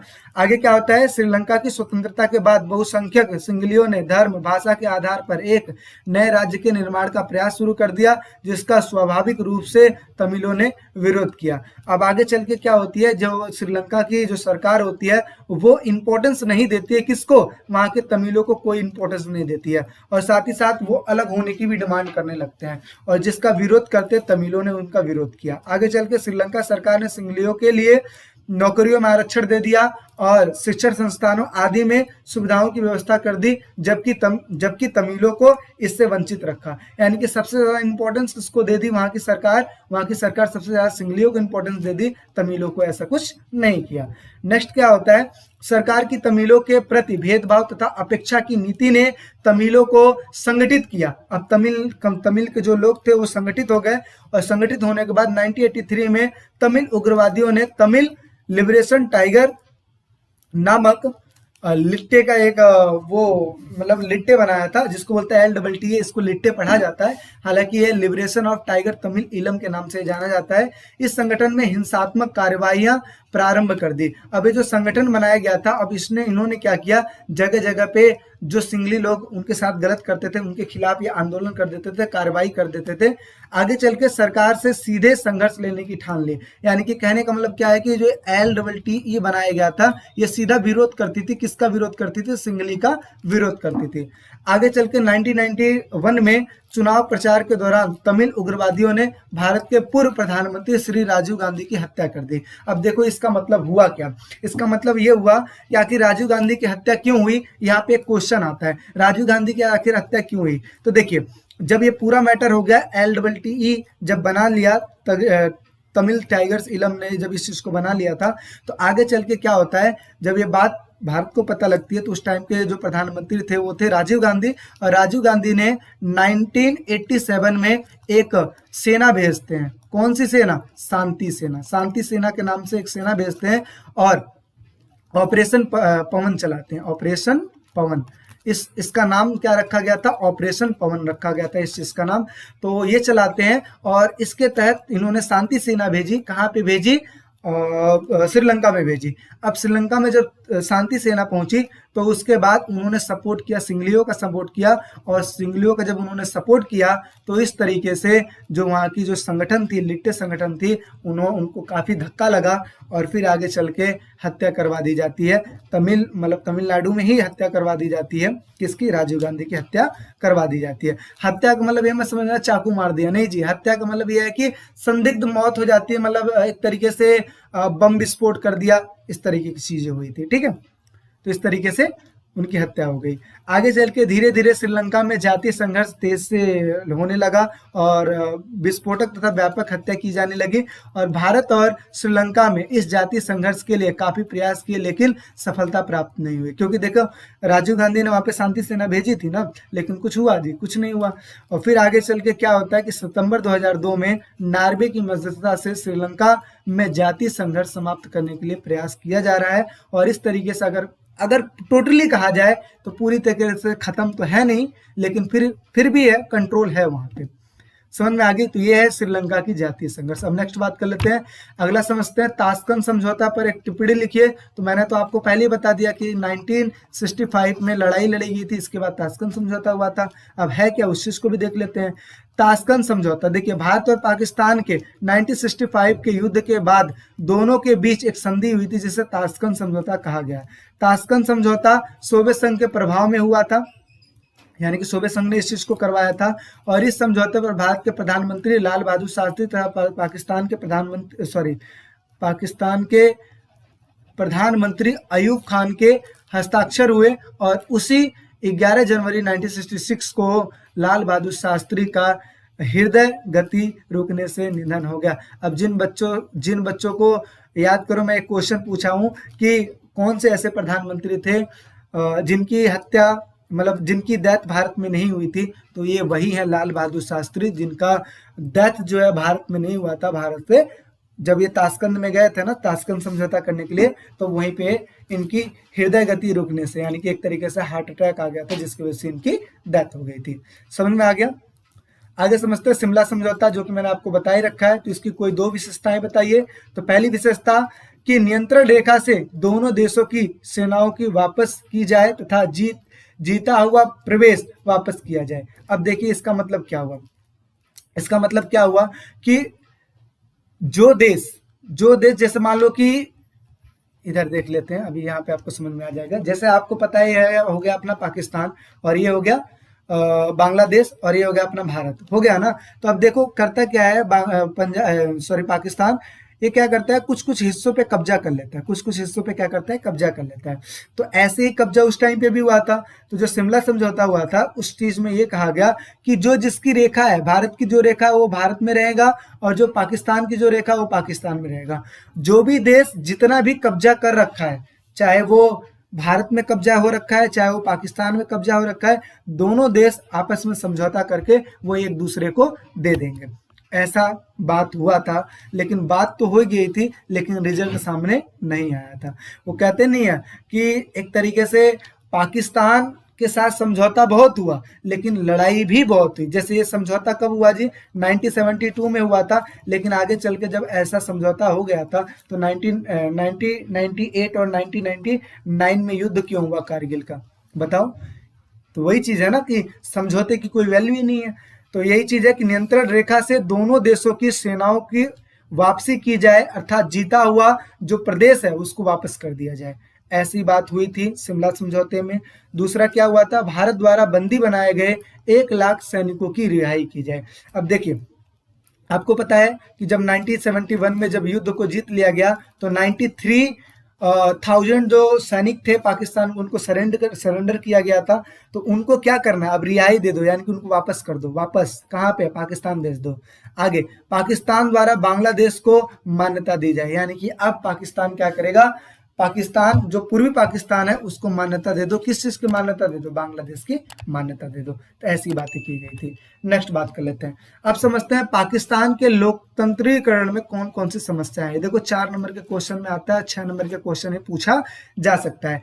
अब आपसे क्वेश्चन ये पूछता है कि भारत के पाकिस्तान के लोकतंत्रीकरण में कौन कौन सी कठिनाइयां आती है, यानी कि पाकिस्तान में लोकतंत्र कायम नहीं है, इसके पीछे कौन कौन से कारण हैं।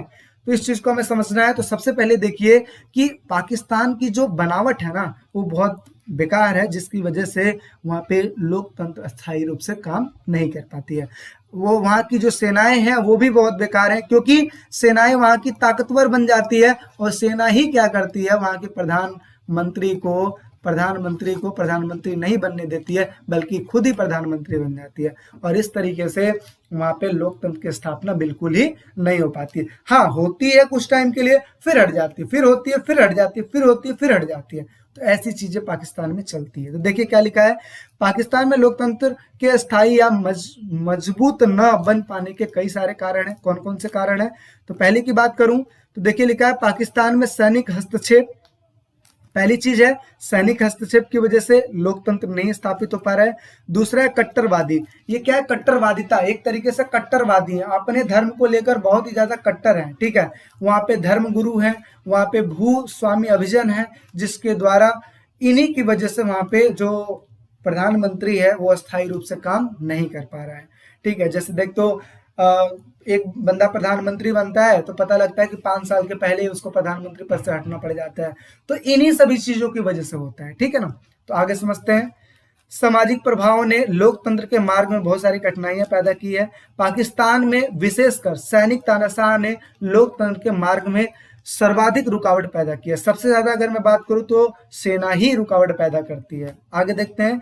पाकिस्तान और भारत के कड़वाहट भरे संबंधों की आड़ में पाकिस्तानी सेना ने सदैव पाकिस्तान में अपना दबदबा बनाए रखा है। अच्छा एक बात बताओ, भारत और पाकिस्तान की जब लड़ाई होती है तो उस टाइम पे क्या पाकिस्तान की जनता आती है लड़ने के लिए? नहीं ना, सेना ही आती है ना लड़ने के लिए। तो सेना क्या करती है? सेना जब लड़ने के लिए आती है तो सेना समझती है मैं सबसे ज्यादा पावरफुल हूं और मुझे प्रधानमंत्री की कोई बातचीत नहीं माननी है। तो इस वजह से क्या करती है? सेना ही आगे चल के विद्रोह कर देती है और वहां के प्रधानमंत्री को हटाकर खुद आ जाती है। जैसे एग्जाम्पल अभी हम पढ़ेंगे, जनरल अयूब खान, जनरल याहिया खान, सबके बारे में हम पढ़ेंगे। देखिए क्या लिखा है, किसी भी निर्वाचित सरकार को ठीक ढंग से काम करने नहीं दिया जाता है। आगे, अमेरिका तथा पश्चिमी देशों ने अपने स्वार्थ के लिए पाकिस्तानी सेनाओं को सबसे ज्यादा बढ़ावा दिया है। आगे, पाकिस्तान में संविधान निर्माण के पश्चात वहां पे जो सबसे पहले जो वहां पे सैनिक प्रधानमंत्री बने थे तो वो थे जनरल अयूब खान ने सत्ता पर अपना अधिकार जमा लिया। और आगे चल के अयूब खान के पश्चात वहां पे जनरल याहिया खान आ गए थे संभालने के लिए। फिर उसके बाद 1977 में जनरल जिया उल हक ने लोकतंत्र सरकार को हटाकर शासन प्रणाली की बागडोर संभाल ली थी। और इसके अलावा 1999 में जनरल परवेज मुशर्रफ ने प्रधानमंत्री नवाज शरीफ का तख्ता पलटकर अपनी तानाशाही स्थापित कर दी थी, यानी कि तख्ता पलट दिया था, यानी कि इनकी सरकार को गिरा दिया था और खुद आकर प्रधानमंत्री बन गया था। तो आप ऐसा चीज देख सकते हो जिसकी वजह से वहां पे लोकतंत्र स्थापित नहीं हो पा रहा है। नेक्स्ट बात करते हैं। अब समझते हैं भारत और पाकिस्तान में संघर्ष। अब इतनी सारी बातें भारत पाकिस्तान की हो ही गई है तो संघर्ष तो आप देख ही रहे हो, कहीं ना कहीं लड़ाई हर हमेशा आप देखते हो, क्योंकि आप भारतवासी हो तो आप हमेशा देखते हो पुलवामा हमला हो गया, ये हो गया, पाकिस्तान ने ऐसा कर दिया, भारत ने उसके विरुद्ध ऐसा किया। तो ये चीज तो आप देखते ही हो, लेकिन फिर भी हमें थोड़ी देखने की जरूरत है क्योंकि आपको लिखना है। तो इस वजह से देखिए क्या लिखा है कि विभाजन के शीघ्र बाद दोनों देश, देखिए यहाँ पे 4 चीजें इंपॉर्टेंट है, याद करके रखिएगा। सबसे पहली चीज, जब भारत और पाकिस्तान दोनों आजाद हुए थे तो उस टाइम पे सबसे पहली लड़ाई हुई थी 1948 में लड़ाई हुई थी। फिर दूसरी लड़ाई हुई थी 1965 में लड़ाई हुई थी। फिर तीसरी लड़ाई हुई थी 1971 में लड़ाई हुई थी। फिर चौथी लड़ाई हुई थी 1999 में लड़ाई हुई थी। तो इन 4 डेटों को याद करके रखिएगा, ठीक है ना। ये भी मुद्दा अगर बात किया जाए तो कश्मीर मुद्दे पे लड़ा गया था, ये भी मुद्दा बात किया जाए तो कश्मीर मुद्दे पे लड़ा गया था, ये अगर बात किया जाए तो बांग्लादेश को अलग कराने के लिए लड़ा गया था, और ये कारगिल वाला युद्ध है। तो इन 4 घटनाओं को आप ध्यान में रखिएगा तो आपको पूरा चीज समझ में आ जाएगा। तो ध्यान से देखिए, विभाजन के शीघ्र बाद दोनों देश कश्मीर के मुद्दे पर लड़ गए। कब लड़े जी? 1948 में लड़े। आगे, पाकिस्तान की सरकार का दावा था कि कश्मीर पाकिस्तान का हिस्सा है। यानी कि पाकिस्तान हमेशा ये कहता था कि जो कश्मीर है वो किसका है, मेरा है, जिसकी वजह से भारत और पाकिस्तान के मध्य 1947 से 48 तथा 1965 में युद्ध भी हुए, लेकिन इससे कोई हल नहीं निकला। यानी कि भारत अपने बोल रहा है कि कश्मीर मेरा है, पाकिस्तान बोल रहा है कश्मीर मेरा है। लड़ाई भी हुई, लड़ाई में भारत को जीत भी मिली, लेकिन कोई निष्कर्ष नहीं निकला कि जो कश्मीर मुद्दा है उस पर कोई निष्कर्ष निकल पाए। आगे समझते हैं। 1948 के युद्ध के परिणाम स्वरूप कश्मीर के दो भाग हो गए थे। एक भाग पाकिस्तान अधिकृत कश्मीर कहलाया, जिसको पीओके कहते हैं। क्या कहते हैं जी, पीओके कहते हैं।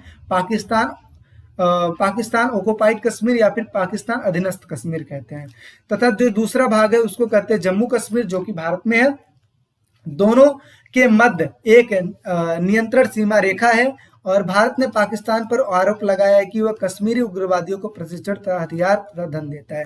जैसा कि आपको पता है, जो पाकिस्तान है वो हमेशा, अगर ऐसा देखा जाता है कि आतंकवादियों का सपोर्ट करता है। वो कौन से आतंकवादी, जो कि कश्मीर में रहते हैं, वो उग्रवादी जो बार बार हमला करते हैं, उन सभी चीजों को सपोर्ट करता है पाकिस्तान। ऐसा कहनाम है किसका, भारत का कहनाम है, और उसको हथियार देता है, धन देता है। पाकिस्तान उन उग्रवादियों को पूरी तरीके से सपोर्ट करता है, और ऐसा कहता कौन है जी, भारत कहता है।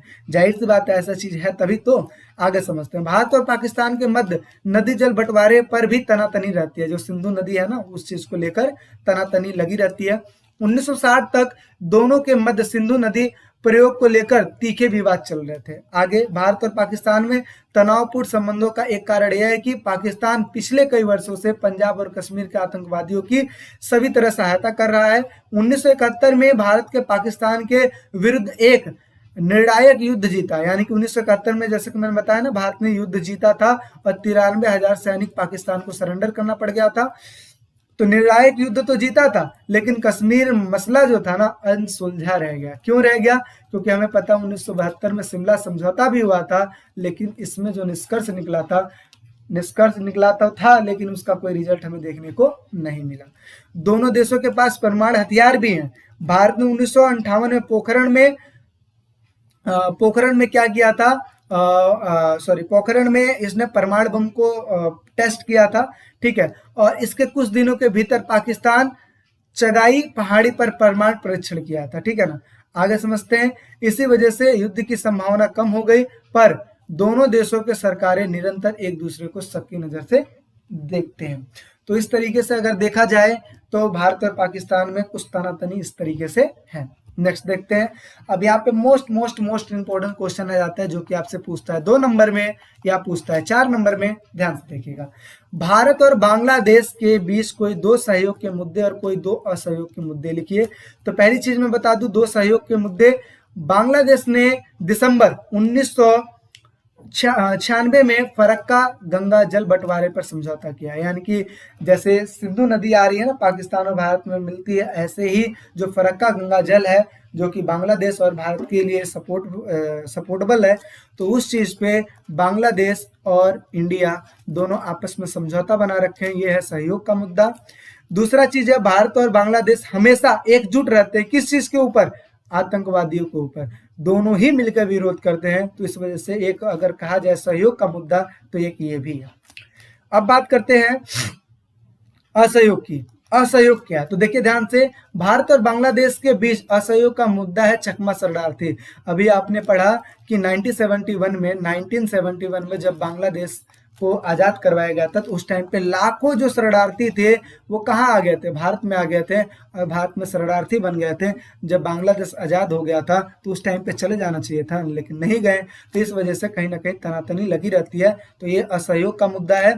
दूसरी चीज, बांग्लादेश में समय समय पर भारत विरोधी गतिविधियां होती रहती हैं। तो ये भी कहीं ना कहीं असहयोग का मुद्दा है। आगे समझते हैं। भारत और श्रीलंका के बीच कोई 2 सहयोग के मुद्दे और कोई 2 असहयोग के मुद्दे। तो पहले हमने बात कर लिया बांग्लादेश, अब हम बात करते हैं श्रीलंका।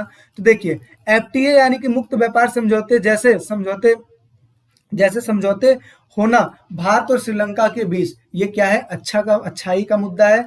और दूसरी अगर मैं बात करूं, जैसे आपने पढ़ा था ना SAFTA, वो ये वही है, यानी कि फ्री ट्रेड एरिया, ठीक है ना। आगे हम बात करते हैं। दूसरा चीज लिखा है कि भारत और श्रीलंका में अनबन तो हुई है, लेकिन मित्रता की संधि भी देखने को मिली है। अगर मैं तीसरे की बात करूं, तो श्रीलंका में आर्थिक मदद करना सुनामी के समय। देखो जब जब भी अगर बात किया जाए श्रीलंका को जरूरत पड़ी है, जब जब भी आपदा आई है श्रीलंका में, तो उस टाइम पे हमेशा जो भारत है श्रीलंका की मदद किया है। तो इस तरीके से अगर देखा जाए तो सहयोग के मुद्दे में ये भी पॉइंट आप लिख सकते हो। बाकी और भी जो पॉइंट हैं जो आपको आते होंगे उसको भी आप लिख सकते हो। अदरवाइज जो 2-3 चीजें मैंने आपको बता दी है, इस चीज को तो आपको लिखना ही लिखना है। नेक्स्ट बात कर लेते हैं। अब समझते हैं जी असहयोग के मुद्दे, यानी कि असहयोग का मुद्दा क्या है। तो ध्यान से देखिए, भारत और श्रीलंका के बुरे संबंध क्या है। तो बुरे संबंध में अगर देखा जाए तो सिंगलियों को ऐसा लगता है कि भारत तमिलों को सपोर्ट करता है, यानी कि सिंगलियों को ऐसा लगता है भारत तमिलों को सपोर्ट करता है, और तमिलों को ऐसा लगता है कि भारत सिंगलियों को सपोर्ट करता है। ठीक है, तो ये कहीं ना कहीं बुरे संबंध है। दूसरा, 1987 में भारत के द्वारा शांति सेना भेजी गई, लेकिन जिससे दोनों देशों के बीच मनमुटाव हो गया। अब देखिए, शांति सेना जो थी वो भेजी गई तो थी सही के लिए, लेकिन वो सही नहीं बल्कि उल्टा सील्टा सब चीज हो गया, और खामियाजा हमारे भारत के प्रधानमंत्री को भुगतना पड़ा। राजीव गांधी की हत्या करवा दी जाती है। आगे, अंदरूनी मामलों में दखल देना भी कहीं ना कहीं बुरे संबंध का कारण है। एक दूसरे के मामले में, अंदरूनी मामले में जो हस्तक्षेप होता है, ये भी कहीं ना कहीं बुरे संबंध होने का कारण है। नेक्स्ट समझ लेते हैं। अब यहाँ का लास्ट क्वेश्चन समझते हैं और इस तरीके से ये चैप्टर ओवर हो जाएगा। तो शिमला समझौता क्या है, इसके बारे में आपने ऑलरेडी पढ़ा है, लेकिन एक बार और बता देता हूँ। दिसंबर 1971 में भारत ने पाकिस्तान को युद्ध में ऐतिहासिक मात दी। इस युद्ध के पश्चात 2 जुलाई 1972 को भारत पाकिस्तान के बीच एक शिमला समझौता किया जाता है, जिसे शिमला समझौता कहा जाता है। और इसमें क्या बातें हुई थी? परस्पर झगड़ा ना करना, मुद्दे को बातचीत के द्वारा हल करना, राष्ट्रीय एकता, क्षेत्रीय अखंडता, राजनीतिक स्वतंत्रता और सार्वभौमिक सम्मान करना, यानी कि सार्वभौमिक सम्मान करना। दोनों परस्पर विरोधी प्रचार नहीं करेंगे, यानी कि एक दूसरे देश में कोई नारे, कोई प्रचार वगैरह ऐसा सब नहीं होगा। सामान्य संबंध स्थापित करेंगे, यानी कि एक दूसरे में सामान्य संबंध स्थापित करेंगे। और बाकी जो पीछे आपने पढ़ा है, जो भी भारत ने जिन सेनाओं को सरेंडर करवाया था उनको पाकिस्तान को वापस दे देना। और साथ ही साथ भारत ने भी ये भी कहा था कि आप बांग्लादेश को आज़ाद कर दीजिए। तो ये सारे बातें वहाँ पे हुई थी।